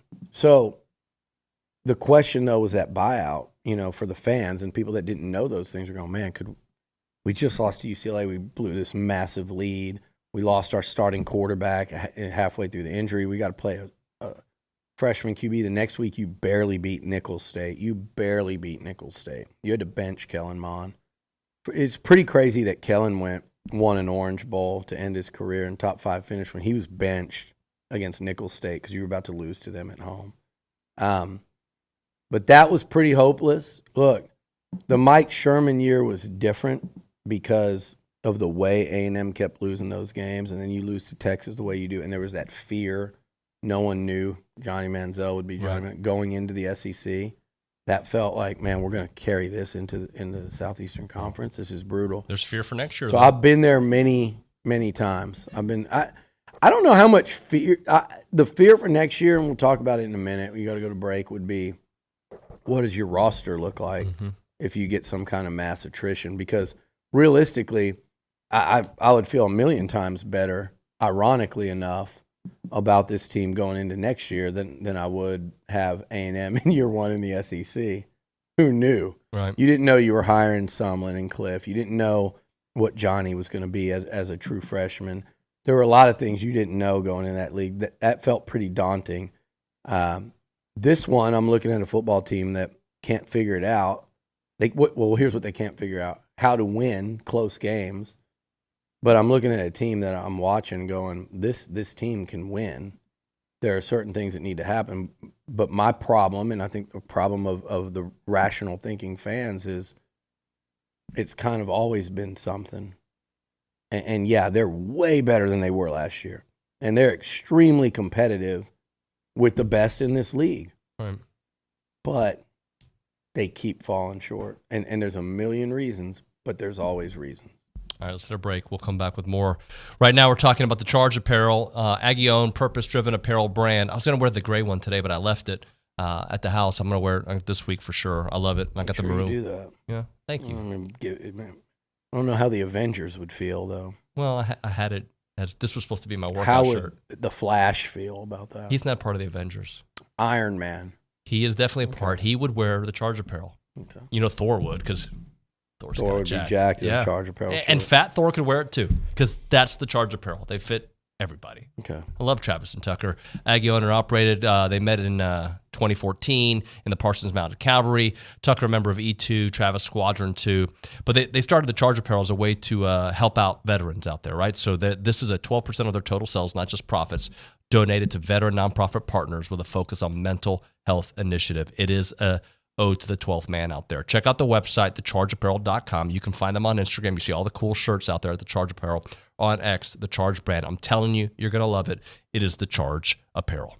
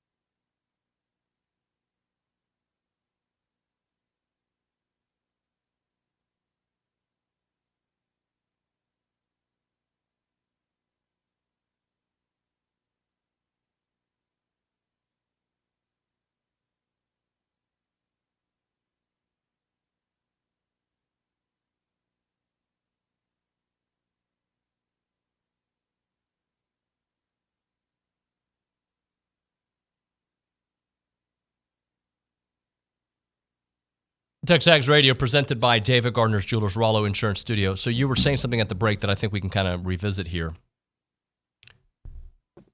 They are not, let me see how I want to phrase this, because you are what your record is, right? So you are, in theory, just above 500, right? And over, was it 6-12 in your last 18 games? So that's who you are, right? Yeah, it's who you've been. Who you've been and who you still remain. If this was, I said it yesterday, if this was in a vacuum, losing on the road to the number 11 team on the final snap of the game, it's life in the SEC.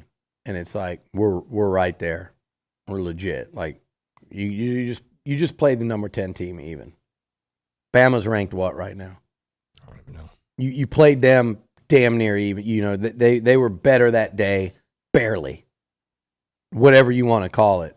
a guy stepping out of bounds by an inch. Bama's 8 in the AP. Jalen Milroe making an incredible play where he somehow gets rid of the ball and the guy catches it with his knee barely off the, whatever you want to call it. You were right there with the number 8 team. You were the final play against the number 10 team. But that's not in a bubble.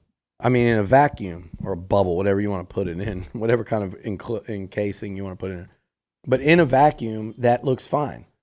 But it's 5 straight to the Mississippi schools. It's 6-12 in your last 18 against Power 5. It's 9 straight on the road. It's 10-11, since the start of last season. All of those things are unacceptable. Doesn't even begin to describe it. That's Jimbo would have to sit here and say, yeah, that's not what everyone's paying for. There's no way. He wouldn't. He might not want to give in to the media trying to get him to stand up there and say, but reality-wise, he goes home and probably sits at that office last night till the wee hours saying, this is not good enough. This is not what I'm being paid to do. And he probably would sit there and look at a million things and go, God, if they would have just done this, or if I can keep a quarterback healthy, I mean, who else has to do? But when all that's going on and all those numbers, you have to look to the side and go, are we doing as coaches, and me as a head coach and our whole organization in here, are we doing every single thing we can? Like, what are we doing wrong? Because once we fix all of that, and if this is still going on, then maybe you can start looking at, well, maybe we're getting the wrong type of kid or the wrong players. That's way down on the list if you're a head coach. That's kind of, we've exhausted everything. When you get to the point where you go, we've done every single thing, it's not us, it's them, then you still have to go back to, it is us because we recruited the wrong guys or we don't have the right culture. So at the end of the day, no matter what level you take it to, but you really don't, and he doesn't blame the kids. You've never heard him do that. You go back and you say, okay, we've exhausted all options. We've done everything we can. Well, guess what? You got to do more. And it stinks because on a football field on a Saturday, Texas A&M is right there with Bama, with Ole Miss, with Tennessee, who I believe is top 15 now, with all 3 of those teams. They're right there. And you go through and you look, and you would throw LSU into that mix. Missouri's kind of weird because they've only played LSU out of that bunch. I know they played Georgia Saturday, but you throw LSU into that mix. And A&M, I don't know how they'll do if Max doesn't play. I'll be really interested to hear what Jimbo says because I've heard that, Max is going to do everything he can to give it a go. I can't imagine him popping up this weekend after a rib injury, but there's nobody tougher. I don't think there's anybody tougher on that team in terms of wanting to play football and willing. I mean, if that dude played with a cracked or broken rib in that game and some of the hits he kept taking, he's a warrior. And I don't know when it happened because there were some throws to me where he looked hurt and he was just like gritting them in there. And they were complimenting the throws because they were high degree of difficulty. And I still didn't look like to me, I didn't feel like he had his normal zip on him. Right. And he was completing them. So credit him again. But LSU's in that bunch too. My point is, if A&M played Ole Miss tomorrow, if they played Bama tomorrow, assuming that guys haven't quit, which, by the way, up until the final snap Saturday, they did not. In no world did they. And I was wondering, you said, if that field goal doesn't get blocked and it's 17-0, what do we see? What about when they drive all the way down the field, throw a damn interception, I believe 1st and goal, and then Ole Miss gets the ball and goes straight down? That was the point in time where I was going, man, this group of highly recruited guys that had these wild expectations heading into the season of redemption and all that, if there's an opportunity for them to put their heads down and let frustration set in, this is it, and they didn't. Mm-hmm. If you played Ole Miss tomorrow, Alabama tomorrow, Tennessee tomorrow, LSU tomorrow, let's say with Max, and that, again, you played those teams with QB2 to start the year, A&M would still have a real chance to beat all those teams. This is a good team that can't win important games. Therefore, their record is not good. And they're not good by definition. But, I mean, you watch them and you know it's not great football, but they're competitive with the very best in the conference this year. The problem that I have with it and you have with it is, and everyone has with it, is you're in year 6, and because of all these things and you realize you're still winning, it just hammers home the opportunity that was there for this football program this year, and you weren't equipped to completely take advantage of it. And, you know, like you lose to number 10 Ole Miss on the road, you should have been losing to them as the number 7 Aggies go into Oxford and lose a game that the whole country watched at the last second. Like that was the opportunity this year that was in front of you.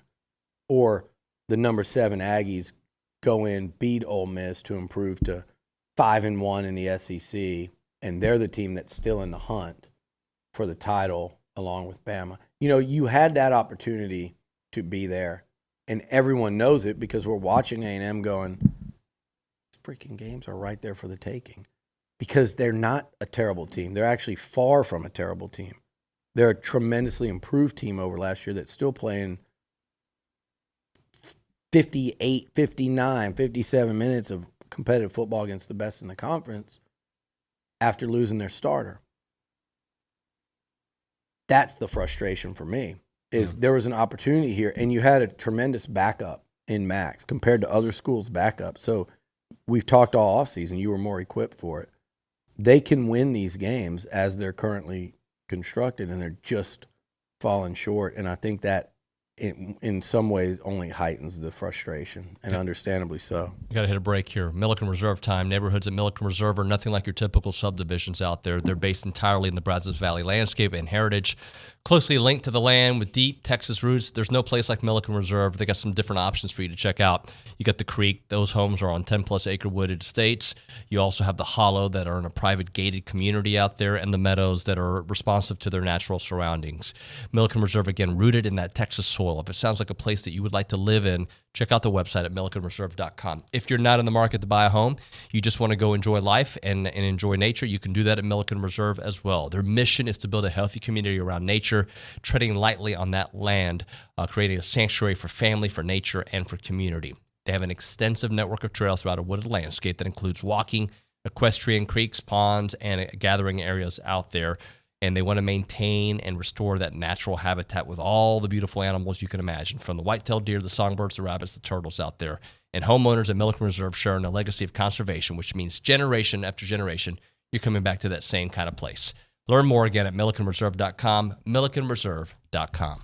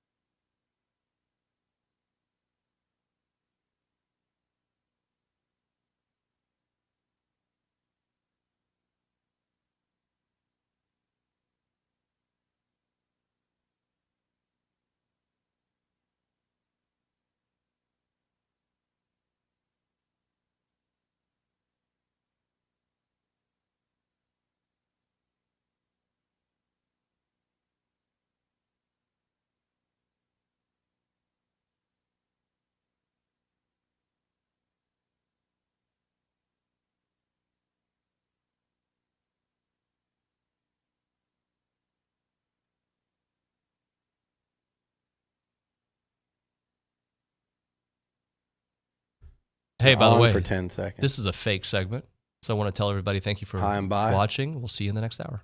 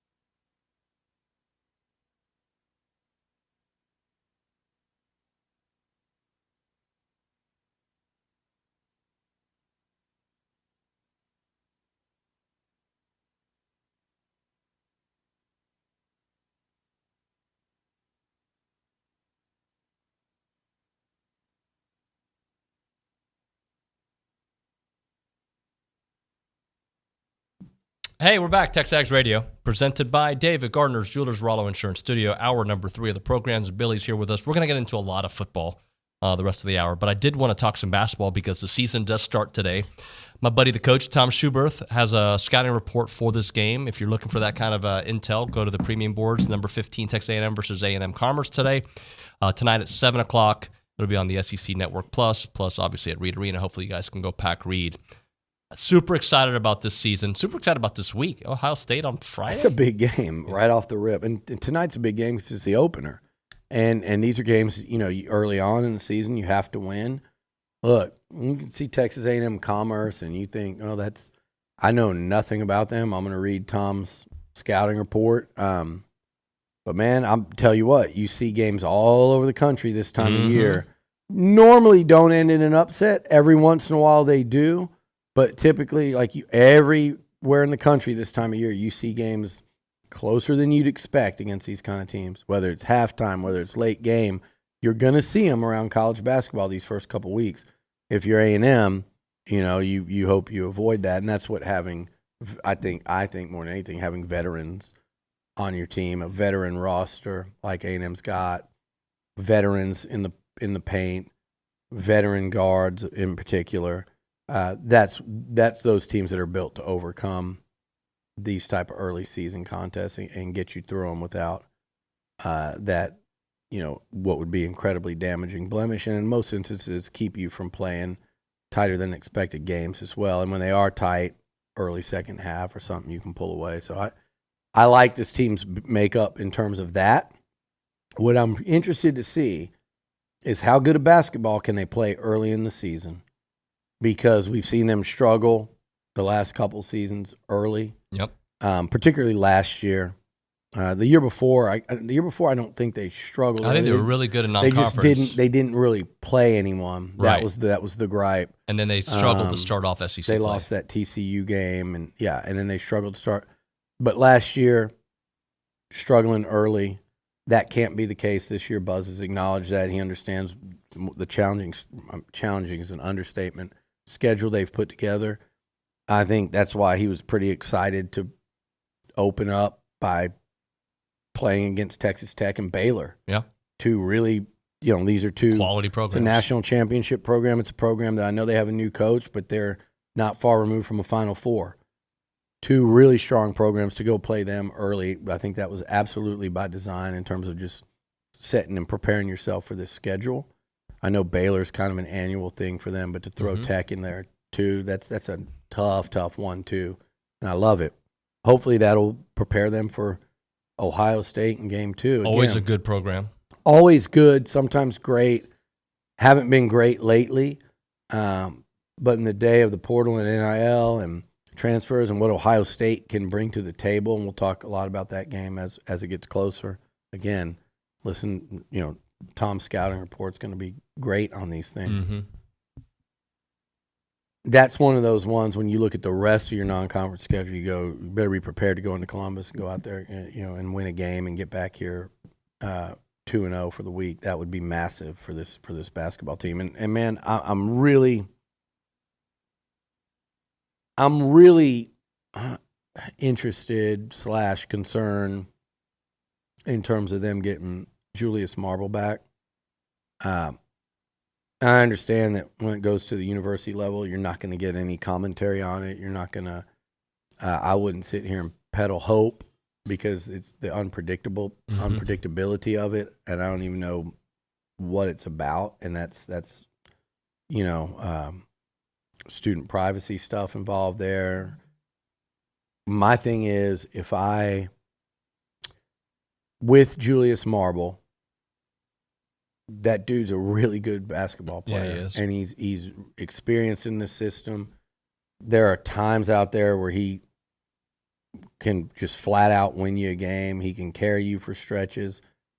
The combination of he and Henry Coleman, I think, is one of the more potent 1-2s in the SEC. It changes a lot. It doesn't mean that they have no hope without him, because that's still a damn good roster. But the longer they have to play without him, the more concerned I'll be, because I do think he's a difference maker, and he's a guy that can elevate you. He was the best player in the Penn State game.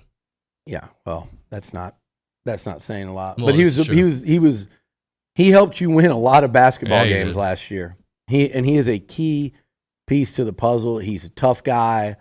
He helped you win a lot of SEC games. He was a big part of the reason they were as good as they were down the stretch last season, and would be again this year. And again, I think this team can navigate without him. But I think they're a whole hell of a lot better and more formidable with him. And we'll see how long stuff takes. And right now it seems like Buzz and everyone else are in just wait and see mode. And it sucks in college athletics in 2023 that you can't get that kind of information when it's university level in terms of any sort of timeline or anything like that, but it is what it is. I'm looking at the schedule, and it's not just the ranked teams that they're playing. They're playing basketball programs. Ohio State, SMU, Oral Roberts, Penn State again, Virginia, DePaul, Memphis. Before you get to Houston, by the way, who's a top 10 team in the country. FAU, if you win game, and it doesn't have to be FAU, but if you win game one of that tournament, it could be, you look at FAU or Butler there. These are hoops. Look at Oral Roberts, it's crazy. I mean, that's as tough a named non-conference schedule as I've ever seen. It's wild that there's not a ranking by Virginia. Even DePaul historically has been that's a fun non-conference schedule. That's a fun non-conference schedule for the casual early season Texas A&M fans. What day of the week is November 14th? Is that a Tuesday? I have to look on my calendar. It is a Tuesday. Yeah. Okay, perfect. That's next Tuesday. Might have to be there for that one. Yeah. Just good stuff to do. What was that? I was trying to figure out, do we stay with basketball or transition into some football? Good stuff to do. Anyway, good stuff to do. Are you going to a break or? No, I was trying to figure out, do we move off of basketball into football? Let's go. What do you want to talk about? Well, I know that Jared and the crew, Luke, prepared some stats for us. Okay. So let's kind of hear some of these important stats. We go to the Angry Elephant News and Social Center, and we've got Jared Schultz there. Jared, give us some stats that we need to know. Yeah, going back, Billy was just kind of talking about the toughness that Max Johnson displayed, and I think he played a great game overall, besides a couple of mistakes, but he completed 73.8% of his passes, which is the highest completion percentage he's had since starting at A&M, excluding like a 3 of 4 passing against Sam Houston State last year. Mm-hmm. But then they put a stat on the broadcast. I don't know how it's updated now, but it showed his percent of dropbacks pressured in his career. So 2020-21 at LSU, Max Johnson was pressured 34.8% of the time. I saw this. And then this season, it's been 49.8%. Yeah.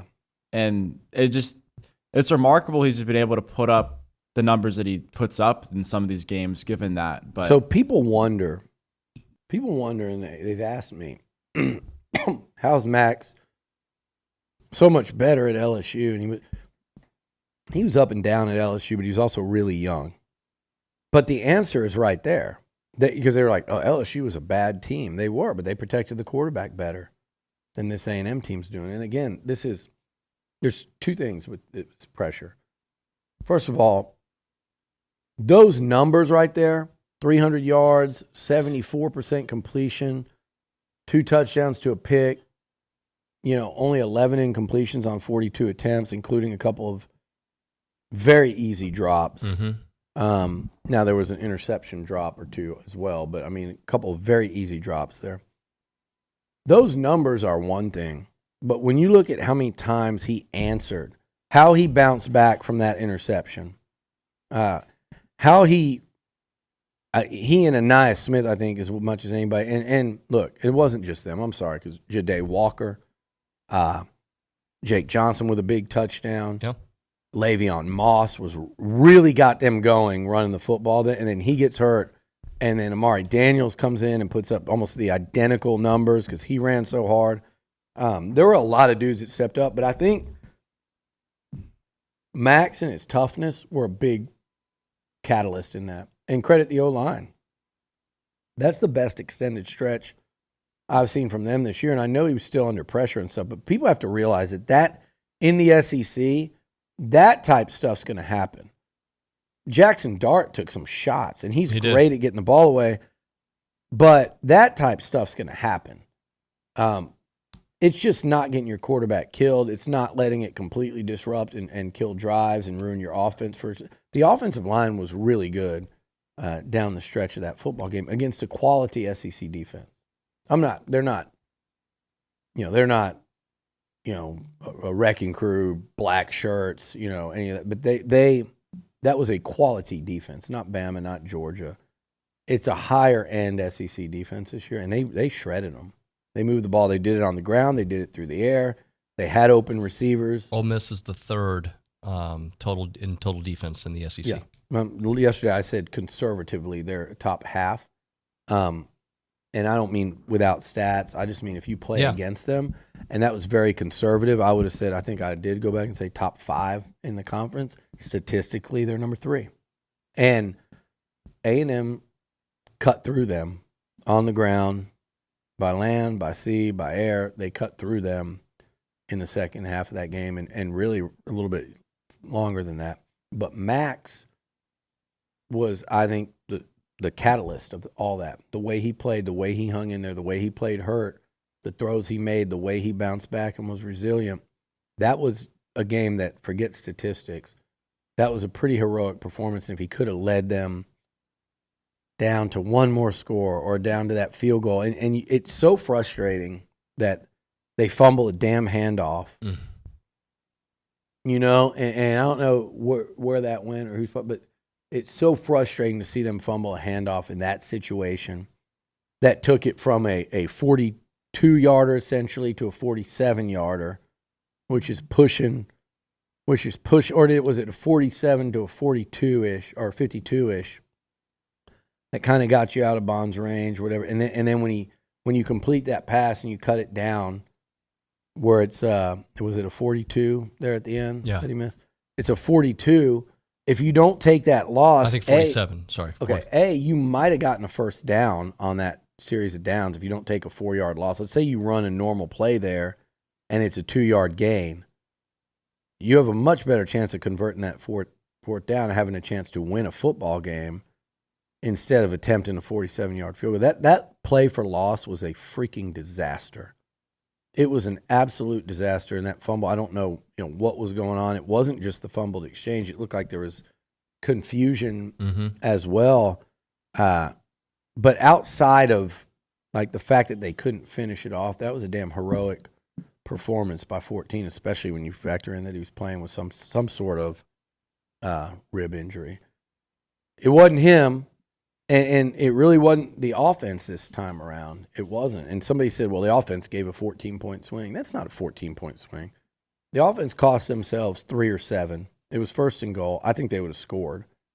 I think they should have stuck to the run there. I don't even hate that play call, David. It was get out. You get rid of it quickly. It's one-on-one. You have the whole end zone to throw it away if you have to. There was confusion there between two veterans, and that sucks. The play call was actually good because it's a no risk or an easy touchdown is what it should have been. But it's not a 14-point swing. It's a 3 or 7-point swing.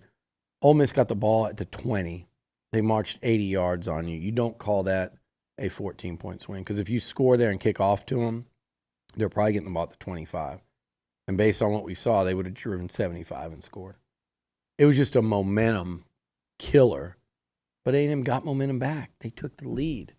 They went in there and took the lead in that game when a lot of people didn't think they would. And I'm talking about even when they were driving down the field. I know you were saying, you kind of like, when's the other shoe going to drop here? When are they going to shoot themselves in the foot? And they didn't. They marched down and they punched it in. They had that down there at the 2. They didn't false start. I was sitting there going, do not false start here. This is exactly when A&M would false start. From the 1, they have to go to the 6. They didn't. They finished the drive off. The defense couldn't get the stop. And I know it was a depleted defense, but damn, you just somebody out of 11 has to make the play there in that instance. And I think that was the drive where they're so close, where that ball went flying up in the air, and then you get called a PI. That was just that was a really. There are breaks where you hurt yourself, like that fumble and the interception. Missed field goal, and there are breaks where you go, man, that's just unfortunate. And that was one of them when that ball goes flying up in the air, and instead of an incompletion or what probably in a lot of instances will be an interception, it's a pass interference. Jared, let's try to get one more stat in before we hit a break. Yeah, in the stats, we consider a big play, like any play over 20 yards. Ole Miss had 9 of them, and in the first half for the Aggies, we had 0. We did respond and ended up having 4 in the second half, but it's hard to win with 9 plays, 20 yards or more. And probably, I don't know exactly, but probably 5 or 6 of them was that one receiver. So, Trey Harris destroyed them. Wow. And unfortunately, we said it on Luchador, so if you're hearing us repeat it, there's been in these losses, somebody's having career days. Yeah. And the Tennessee game was the rushing attack, which is what they do. That's what Tennessee does. That's okay. But you gave up 20 points and they ran the ball. I mean, that's fine. But Burton, Restrepo. Restrepo. And I don't even think Restrepo and the Miami guy, they had big plays, but not the games Harris and No, Burton had. but those two, the two receivers combined for 200 yards. Yeah, but those that's two guys. Two guys. That's within the realm of normal, right? I mean, that's within the realm of normal. You're making a face like it's not. It is. It just hasn't been normal for this offense. Yeah. So well, fine. It hasn't been normal for an A&M offense that has struggled. I can watch college football on any given Saturday and see games where two receivers approach or are over 100 yards. I can't watch very many games where I see one receiver go for 200. I don't watch many when I see a guy have a game like Burton does, where every single time they need a play, he makes one. And, he had, 197 and 2 or 3 touchdowns in that one. Those are not common. Right. And let me tell you something. You point out Miami and you point out Alabama. A&M did have healthy corners in that one, in those two. Well, they did have the healthy guys at corner. So my thing is, had you had Chappelle and Harmon, some of those catches Trey Harris made, he would have made them anyway because he was actually covered. A couple of them he ran by himself. Mm-hmm. One of them, the one early, was far too freaking easy, where he's just running down the sideline. If that's not overthrown, that's a walk-in touchdown. Obviously, the play off the sideline, bless you. The play off the sideline was awful. The one-handed catch was great coverage. It was. I know they called PI, but I mean that's good coverage there. You can't stop that. There was another one they hit him on, David, down the left sideline, where you had one DB that ran into him when the ball got there that didn't turn around, and Damani as well was coming over. I just want to see these guys look back. One of them could have easily broke that ball up, if not picked it, if either one of them would have been looking for the football. Instead, the only guy that was looking for the football was the guy that caught it, despite two guys being right there. And he was great. He was great. But, yeah, in 3 of their 4 losses, they've been shredded through the air. And again, I said all offseason, I was really worried about corner. You did. I was really worried about corner. I still think I at safety, more speed, more range back there. Jacoby has it, but you can see the inexperience and the indecisiveness. Secondary in the losses, 3 of the 4 have been an issue. And then in all 4 losses, you've had a special teams. And look, special teams helped you win Arkansas. Anias's punt return. Special teams helped you. Well, they didn't help you win. They almost helped you win yesterday. The biggest play in that game, the most pivotal single play in that game was that block. Yep. Or that game's probably over in the first quarter. That block by Shamar on the run back, Jacoby. But in your losses, you gave up a kick return for a touchdown. You missed a field goal. That's Miami. 10 points right there. That's direct 10. Against Alabama, you missed. You got a block. You got a blocked field goal that would have cut it from, what was the score at that time? It was 24-17, I think. Sounds right. It would have cut it to 24-20. I think they ended up adding the safety, and you ended up adding a field goal. So I think it was 20. You would have cut it 24-20. You needed to, because it was right after a turnover. You needed to get some momentum back, kick it off, pin them deep. All those things are blocked field goal. Tennessee, punt return for a touchdown, and a missed field goal that would have given you the lead in the fourth quarter. Despite everything else, you'd have had the lead in the fourth. Tennessee would have had to have scored again, or they don't win that football game. And your defense was playing pretty good. And then this week, we had, obviously, you had the great play, but then with the game on the line, you missed a 47-yard field goal to tie it. And that doesn't count. That doesn't even count. I'm not even factoring in struggles they've had punting them in the punting game. Is it 3 field goals have been blocked this year? Is that right? It might be. That one was tipped, obviously, and then Bama was a clean block. I feel like there's one. I'm not going to argue right. with I think you. it was 3. Yeah. You look up the stats there. But, yeah, I mean, I feel like in one of the wins, I think he missed an important field goal, too, against Arkansas as well, if I'm not mistaken. Mm-hmm. So, I mean, special teams has been – that's a consistent in the 4 losses. Pass defense, again, has been a problem in 3 of the 4 losses. And not being able to protect your quarterback. Miami, Connor Wigman, all I say about him doing a great job getting rid of the football, it's great because he didn't get sacked in that game, I don't think once. He did not. But he was under insane duress. Yep. Against Alabama, we know what happened to Max Johnson throughout the second half there. And then against Tennessee, we saw what happened there with Max and the number of sacks he was giving up, and how that to me, that was actually the O-line's worst performance to me. Actually, this week, he got rattled around, but overall I thought the O-line showed a lot of improvement. They got better as the game went on. They did. He still throws off his back leg a lot. He does. And some of that, this is the question that, again, as coaches, you got to go, it's not just this year. There's statistics that show, like, A&M's had the most pressured QBs in college football. They've been among the most pressured since Jimbo's been here. It feels like that's, especially become the case as we move on. Kellen Mond wasn't sacked for a long time in 2020. It was like late in the year before he got sacked, that O-line was terrific, and it was all seniors and stuff. But, people talk about Henson, and once he left, and that's revisionist history because there was times under Henson that they were really frustrated too and ready to run him out, the fans and stuff. So Jimbo and Petrino, I think, have to look at it too and go, what are we doing enough to get the ball? And I think as the game went on, they did. I think you saw that. There were rhythm and timing throws and getting it out of his hands quickly. And, hey, let's take the 8 yards here on first down. It's there. Let's take it. Boom, catch it, throw it. It looked good. It looked rhythmic. It looked on time. But over the course of time, David, there's no doubt that A&M quarterbacks have been pressured and hit more. So you go, is it the O-line? Is it the play calling? Is it too slow developing? Is it who we're recruiting up front? I have a hard time believing that. Is it what we're asking the linemen to do? I have a hard time believing that.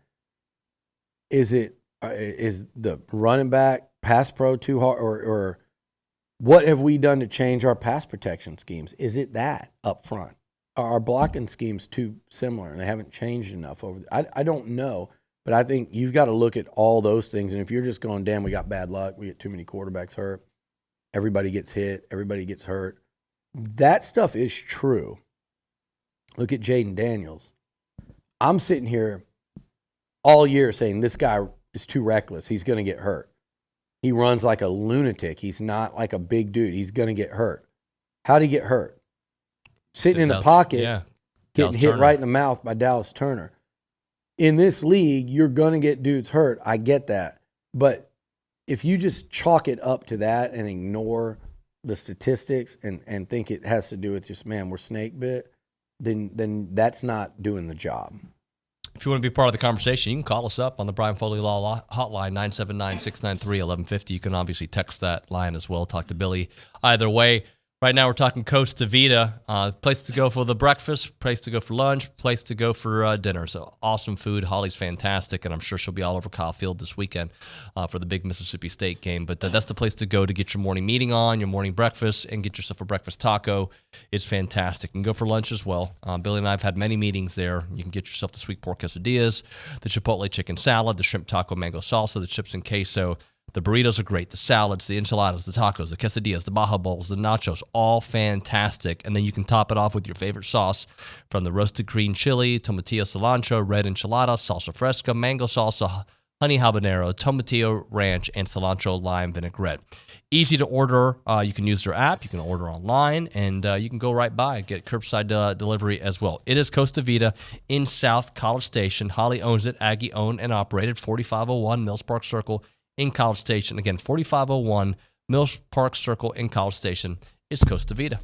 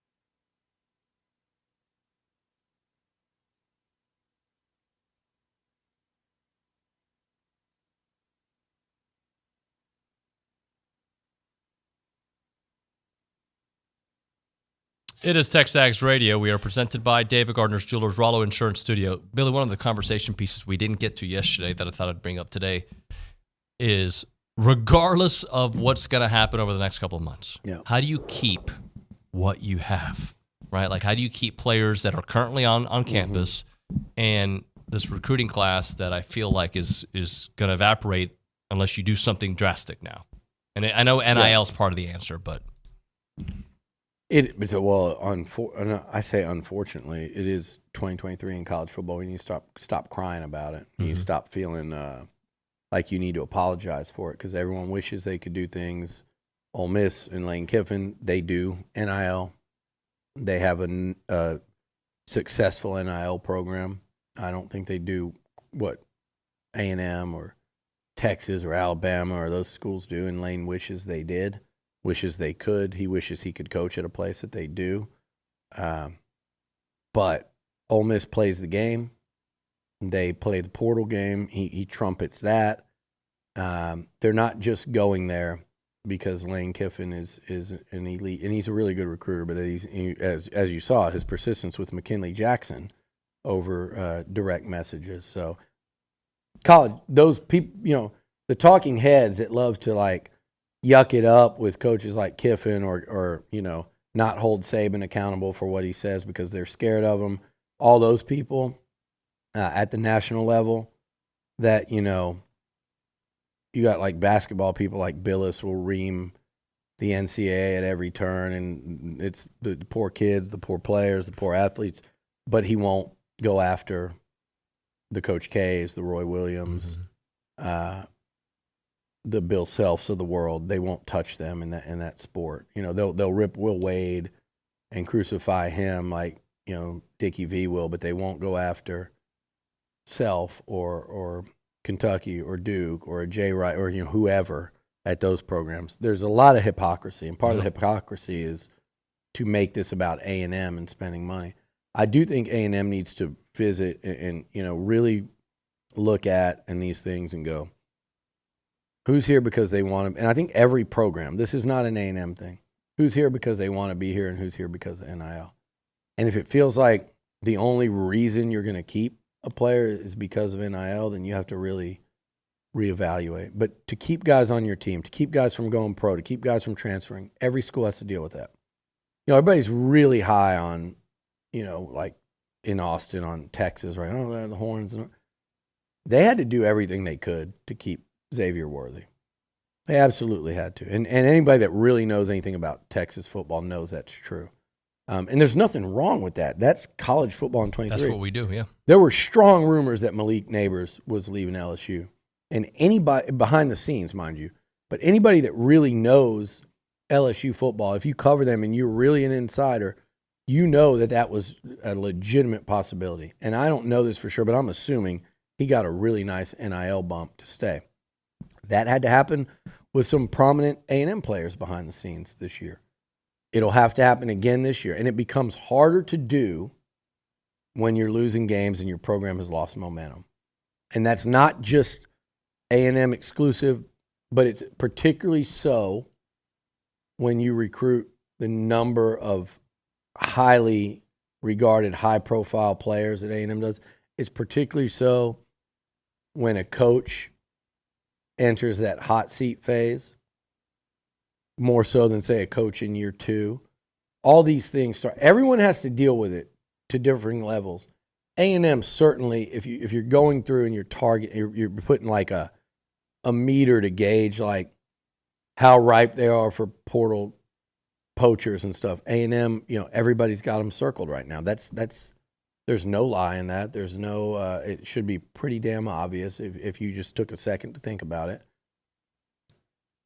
That's the bad news. The good news is in 2023 you can fight that, and part of it is absolutely NIL. Part of it is Jimbo Fisher making the necessary adjustments, provided he gets the chance to do that. I don't think that's guaranteed anymore. I also don't think that, I don't misinterpret what I'm saying, but I do think that the frustration level has reached a tipping point after what went down on Saturday, to where it's like anything's in play at this point, right? And I did get calls yesterday, people around the country that I trust, not that there are people at other schools that are going, athletic directors at other schools that are going, what do we need to do to protect ourselves if A&M comes calling? And it's not specific. It's coaches that I don't think A&M would even go after, the couple that I got calls on. Mm-hmm. So it's not a specific, like, oh, there's a target. Right. There's a target. But it's just people going, Uh-oh. damn, if that job comes open, same thing with Michigan. But other programs are getting to that point now where they're going, okay, are we good here? What do we need to do? Because word is kind of getting out that that's a possibility. And I'm not talking about just a random report that, hey, A&M's raised up the money. No, they haven't. It's not how it works. But I also think one thing is, it's not a pass around the hat deal. It's a, okay, we're moving on from this and we'll figure it out thing. That's how something like this would have to work. It's not a pass around the hat. And those conversations. It's not really how it works anywhere, David, to be honest with you, with that level of buyout. Right. A&M paid $20 million. And I know when you say, well, 20 versus 75 is no question. They paid $20 million 6 years ago. 7 years ago, right? Mm-hmm. Times have changed a little bit. So I'm not saying 20 then is akin to 75 now, but it's not. I mean, that was a lot then. That would be a lot less now.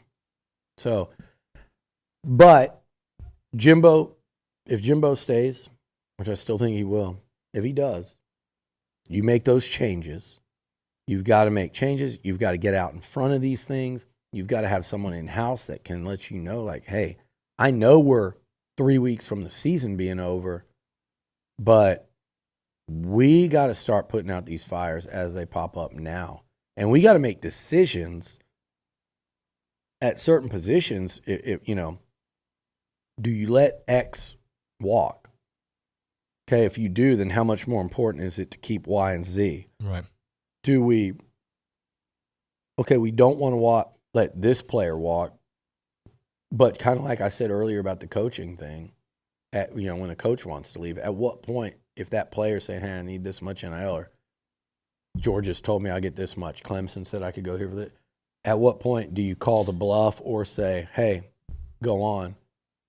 Because for what your production is versus that you're asking and what we can get from those two, like we can go get a 2-for-1 out of this. Right. Then you have to go get the 2-for-1. Oh, we need a receiver? Well, you didn't get Trey Harris. You didn't get Keon Coleman. You didn't get A.D. Mitchell. Malik Neighbors didn't end up transferring. The kid from USC that went to Oregon. I like Ja'Day Walker. I think they could have got one of those guys and Ja'Day Walker. So it's pretty wild what you have to do right now if you're Jimbo. Plus, you have to win a game Saturday against a lower-end SEC team, but one with talent good defense. And one with a good defense with a quarterback that you might be playing with a quarterback that's essentially never played. And you got to stay on top of these fires, and you got to go about your day kind of ignoring the fact that there are people sitting out there plotting, are there ways for us to make it? That's just the reality that you're existing in. And, oh, by the way, you need to win that game. But just as important is when December 4th comes around, which is essentially a week after your last game, you cannot have a mass exodus. And I mean a real one. I don't mean a perceived one. If you got a couple of players leave that were 5-star recruits, where were they? How big a part of the plans were they? And you have to understand that you're going to take a PR hit when some of these names leave. And when kids leave, you're going to take a PR hit. But you have to keep the ones you have to keep. Yeah. And when you start losing the ones you have to keep, that's when you have a real problem. And recruiting's a whole nother thing. And that's a different deal because you're not cutting the NIL deals. At least you're not supposed to be cutting them ahead of time. So you're just selling them on the NIL structure at your school and how good everything's set up and how you're one of the haves and not have-nots in the NIL. But the recruiting's a whole nother beast altogether. And Jimbo's going to have to be like he's always been elite. I was going to say pretty elite. He's always been an elite head coach recruiter. He's going to have to put it in overdrive and be at a level he's never been at in terms of time, effort, energy, strategy, game plan. So it's going to be a wild next month. Yep. All right, let's get into a break here. When we come back, we can get to more of your text messages there on the text line, or if you want to call in, 979-693-1150. Right now, we're a moment for Caldwell Country Chevrolet. They're on Highway 21. They're in Caldwell. They're online at caldwellcountrychevrolet.com. If you've purchased a vehicle there from Caldwell Country Chevrolet, you know all about the good stuff, right? You know about the great customer service. You know about the great vehicles, the great pricing, and just a whole experience that is fantastic. That's why folks that work in this office have bought their vehicles from there. I bought mine. Billy's bought his. It is a great place for that. You also have Dante Hall, who's bought his vehicle there. R.C. Slocum only purchases his vehicles there at Caldwell Country Chevrolet. They're locally owned, and they want to take care of their customers, which is why they have complimentary pickup for delivery for service customers out there. They hold their staff to a very high standards, which means the entire experience is going to be top-notch. You get the great price point on your vehicle and also a great trade-in value out there. It is a great place to go when you're in the market for whatever vehicle you're looking for. About a 15-minute drive, Brian and Caldwell, short conversation away, but you'll see the difference when you step on the lot and do business with the good people there at Caldwell Country Chevrolet. Highway 21 in Caldwell, online, caldwellcountrychevrolet.com.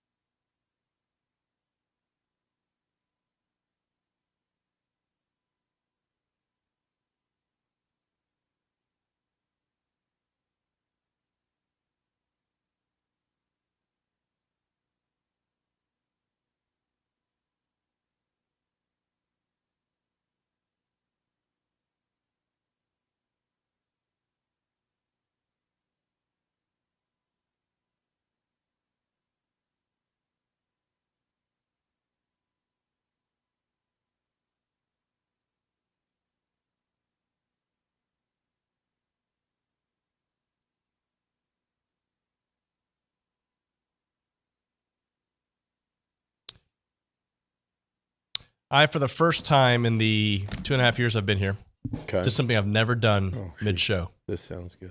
Have you ever seen me go get a snack and eat during the show? No, what's up? I had to, I don't know, I was feeling, I worked out this morning. I was feeling famished. Oh, you went this morning, you should have called me. No, not your kind of workout, my kind of workout, the Brazos Valley MMA. Oh, you rolled. Yeah. No, actually, today was kickboxing. This morning was kickboxing. I hope to do some rolling tonight.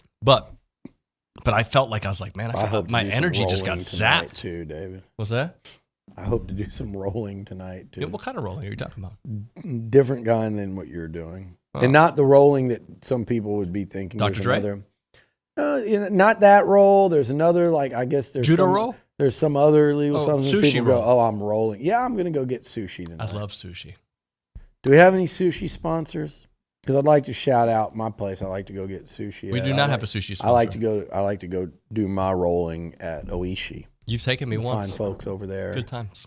They're great over there, and Yep. they do a great job, and they know you, and they know what you want to order, and they know what kind of mix you want your tea, and they know, and they're great. Yeah, they are good. Let's go to the Angry Elephant Youth and Social Center because people have been texting left and right. Jared, what do you got for us? We got one from Redden Irwin. He's just saying, please ask Billy just why, given the state of the program and the offense, why Connor wants to risk his junior year here. Seems like a big decision for him. I think it's a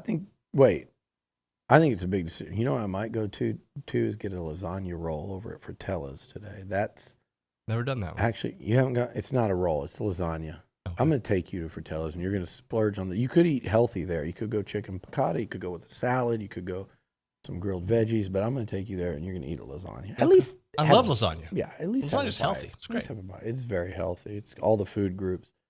Connor's decision. It's always tough. He's also going to have to get assurances on what the coaching situation is. The good news is if Jimbo remains, he's going to have, it's going to be, the same OC. They're not changing from that. And I know people would say, oh, well, why not? But I think you've seen enough this year to go, this offense had improved over last season, and there's just a few things holding it back. And I think you'll see some changes to kind of course correct that, or at least attempt to. But yeah, I think you've got to convince him that the O-line's going to show improvement. You got to convince him that you're going to keep your weapons, and if you do lose a weapon, that you're going to replace it. But the hard part about all this is the timing of it, right? Because I can say, okay, we might lose David Nuño, but we're going to go get Olin Buchanan, but you don't have him. If and there might be somebody that's not in the portal yet that you think you're going to get, and you don't have him yet, but you also can't say, hey, this guy's leaving, we're going to get him. And if you even to be in that position to think you've got a guy locked up in the portal before he comes, and we're going into gray areas of tampering and stuff that Lane Kiffin pretends he doesn't do, but he does, as evidenced by McKinley Jackson, but no one will call him out on that because the media is just so obsessed with kissing his ass because he's funny. And he says things that other coaches won't say, but that means they don't criticize him. Right. They laugh when he's doing things that are blatantly illegal. But with evidence. Yeah, but there's tampering, and everyone's got to play it on some level. And I'd be naive to think it doesn't go on here, and any fan or media member anywhere would be naive to think it doesn't go on at any program. But to do all that and have that stuff set up and to be able to convince guys, whether it's your quarterback or any other position, that takes a lot of organization and structure and foresight and being out in front of things. And again, you're trying to do that while you're also trying to desperately win football games here down the stretch. So I think Connor has a very nice situation here at A&M. He's the starting quarterback. He knows the offense, the scheme, the league. I'm not saying you can't do that because you saw it with guys like Sam Hartman. You saw, quarterbacks can leave and restart, and that's one of the, I think one of the many battles A&M would have to fight. But I think Connor also, the good thing working in your favor is he is your established starter. He is kind of the guy that you're trying to build things around. Yep. And he also loves it at Texas A&M. Guarantees nothing, but he also has, he's also, been a big beneficiary on the NIL front. All right, let's hit a break. We'll come back with some final thoughts here on TexAgs Radio, presented by David Gardner's Jewelers.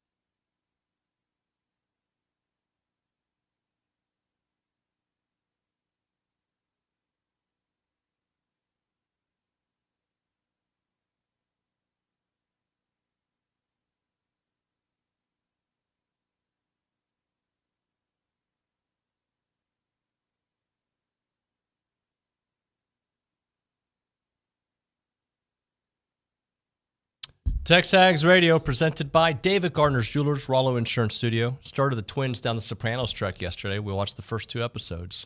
What? How old are they? They're from high school. They're about to start driving. They're driving in the neighborhood. You think that Sopranos is a little extreme for high school age kids? I'm the one that always jokes, right? Yeah. And I'm like, oh, that it's a little too rough for you to watch, and that was especially true with the old host who's now taken to Twitter. But it's especially true in the case of the Sopranos. Well, I had to fast forward. It's about as rough a TV show, man. The language. I mean, they ain't just saying gabagool on that show. I had to fast forward when they go to the Bada Bing because there's some things. But in the the Bada background. Bing. I mean, some of the baseball bat to the head. Oh, I'm fine with that. I mean, we see that in Star Wars. They blow up planets. But stormtroopers never get killed. This is true. They miss. There's a lot of missing going on there. Oh, they do get killed, but they just kind of fall. They usually they're dead. There's no blood and gore. When they were little, we watched the movie Logan. That was that was a mistake. I didn't watch that one. That was fantastic. That's one of the best movies. I'm kidding about. Am I though? Sopranos. My parents took me in '83 to watch Scarface, which they didn't realize was going to be as gory and as bad. '83. Yeah, I was 7. I was 7. They took me to see Scarface. That's why I am the way I am. So you do a lot of cocaine. No, there's no cocaine, but I do have a I little Tony Montana. I didn't know if by 11 you were just snorting through mountains of blow. Believe it or not, never done cocaine. Me neither, actually. Never. Contrary to what the rival message boards would say about me. Is that what they say? Oh, they think I've got it's wild for a guy that people that know me would laugh at some of the accusations people, or not even accusations, but just theories. Beliefs that people have about my lifestyle and stuff. It's hilarious how far extreme I am. I have people that, are giving me a hard time, if I get drunk around them. Well, that's going to do it I've for our show. never seen you drunk. Yep. Yes, you have. You're just always drunker. That goes for you too. You've never seen me drunk. Maybe in 2005, Billy. Maybe after Saturday's game you wanted. I thought about it a little. That's going to do it for We'll TexAgs Radio. drive you to drinking. Yeah, I thought about it for sure. He's Billy. I'm David. We'll see you mañana.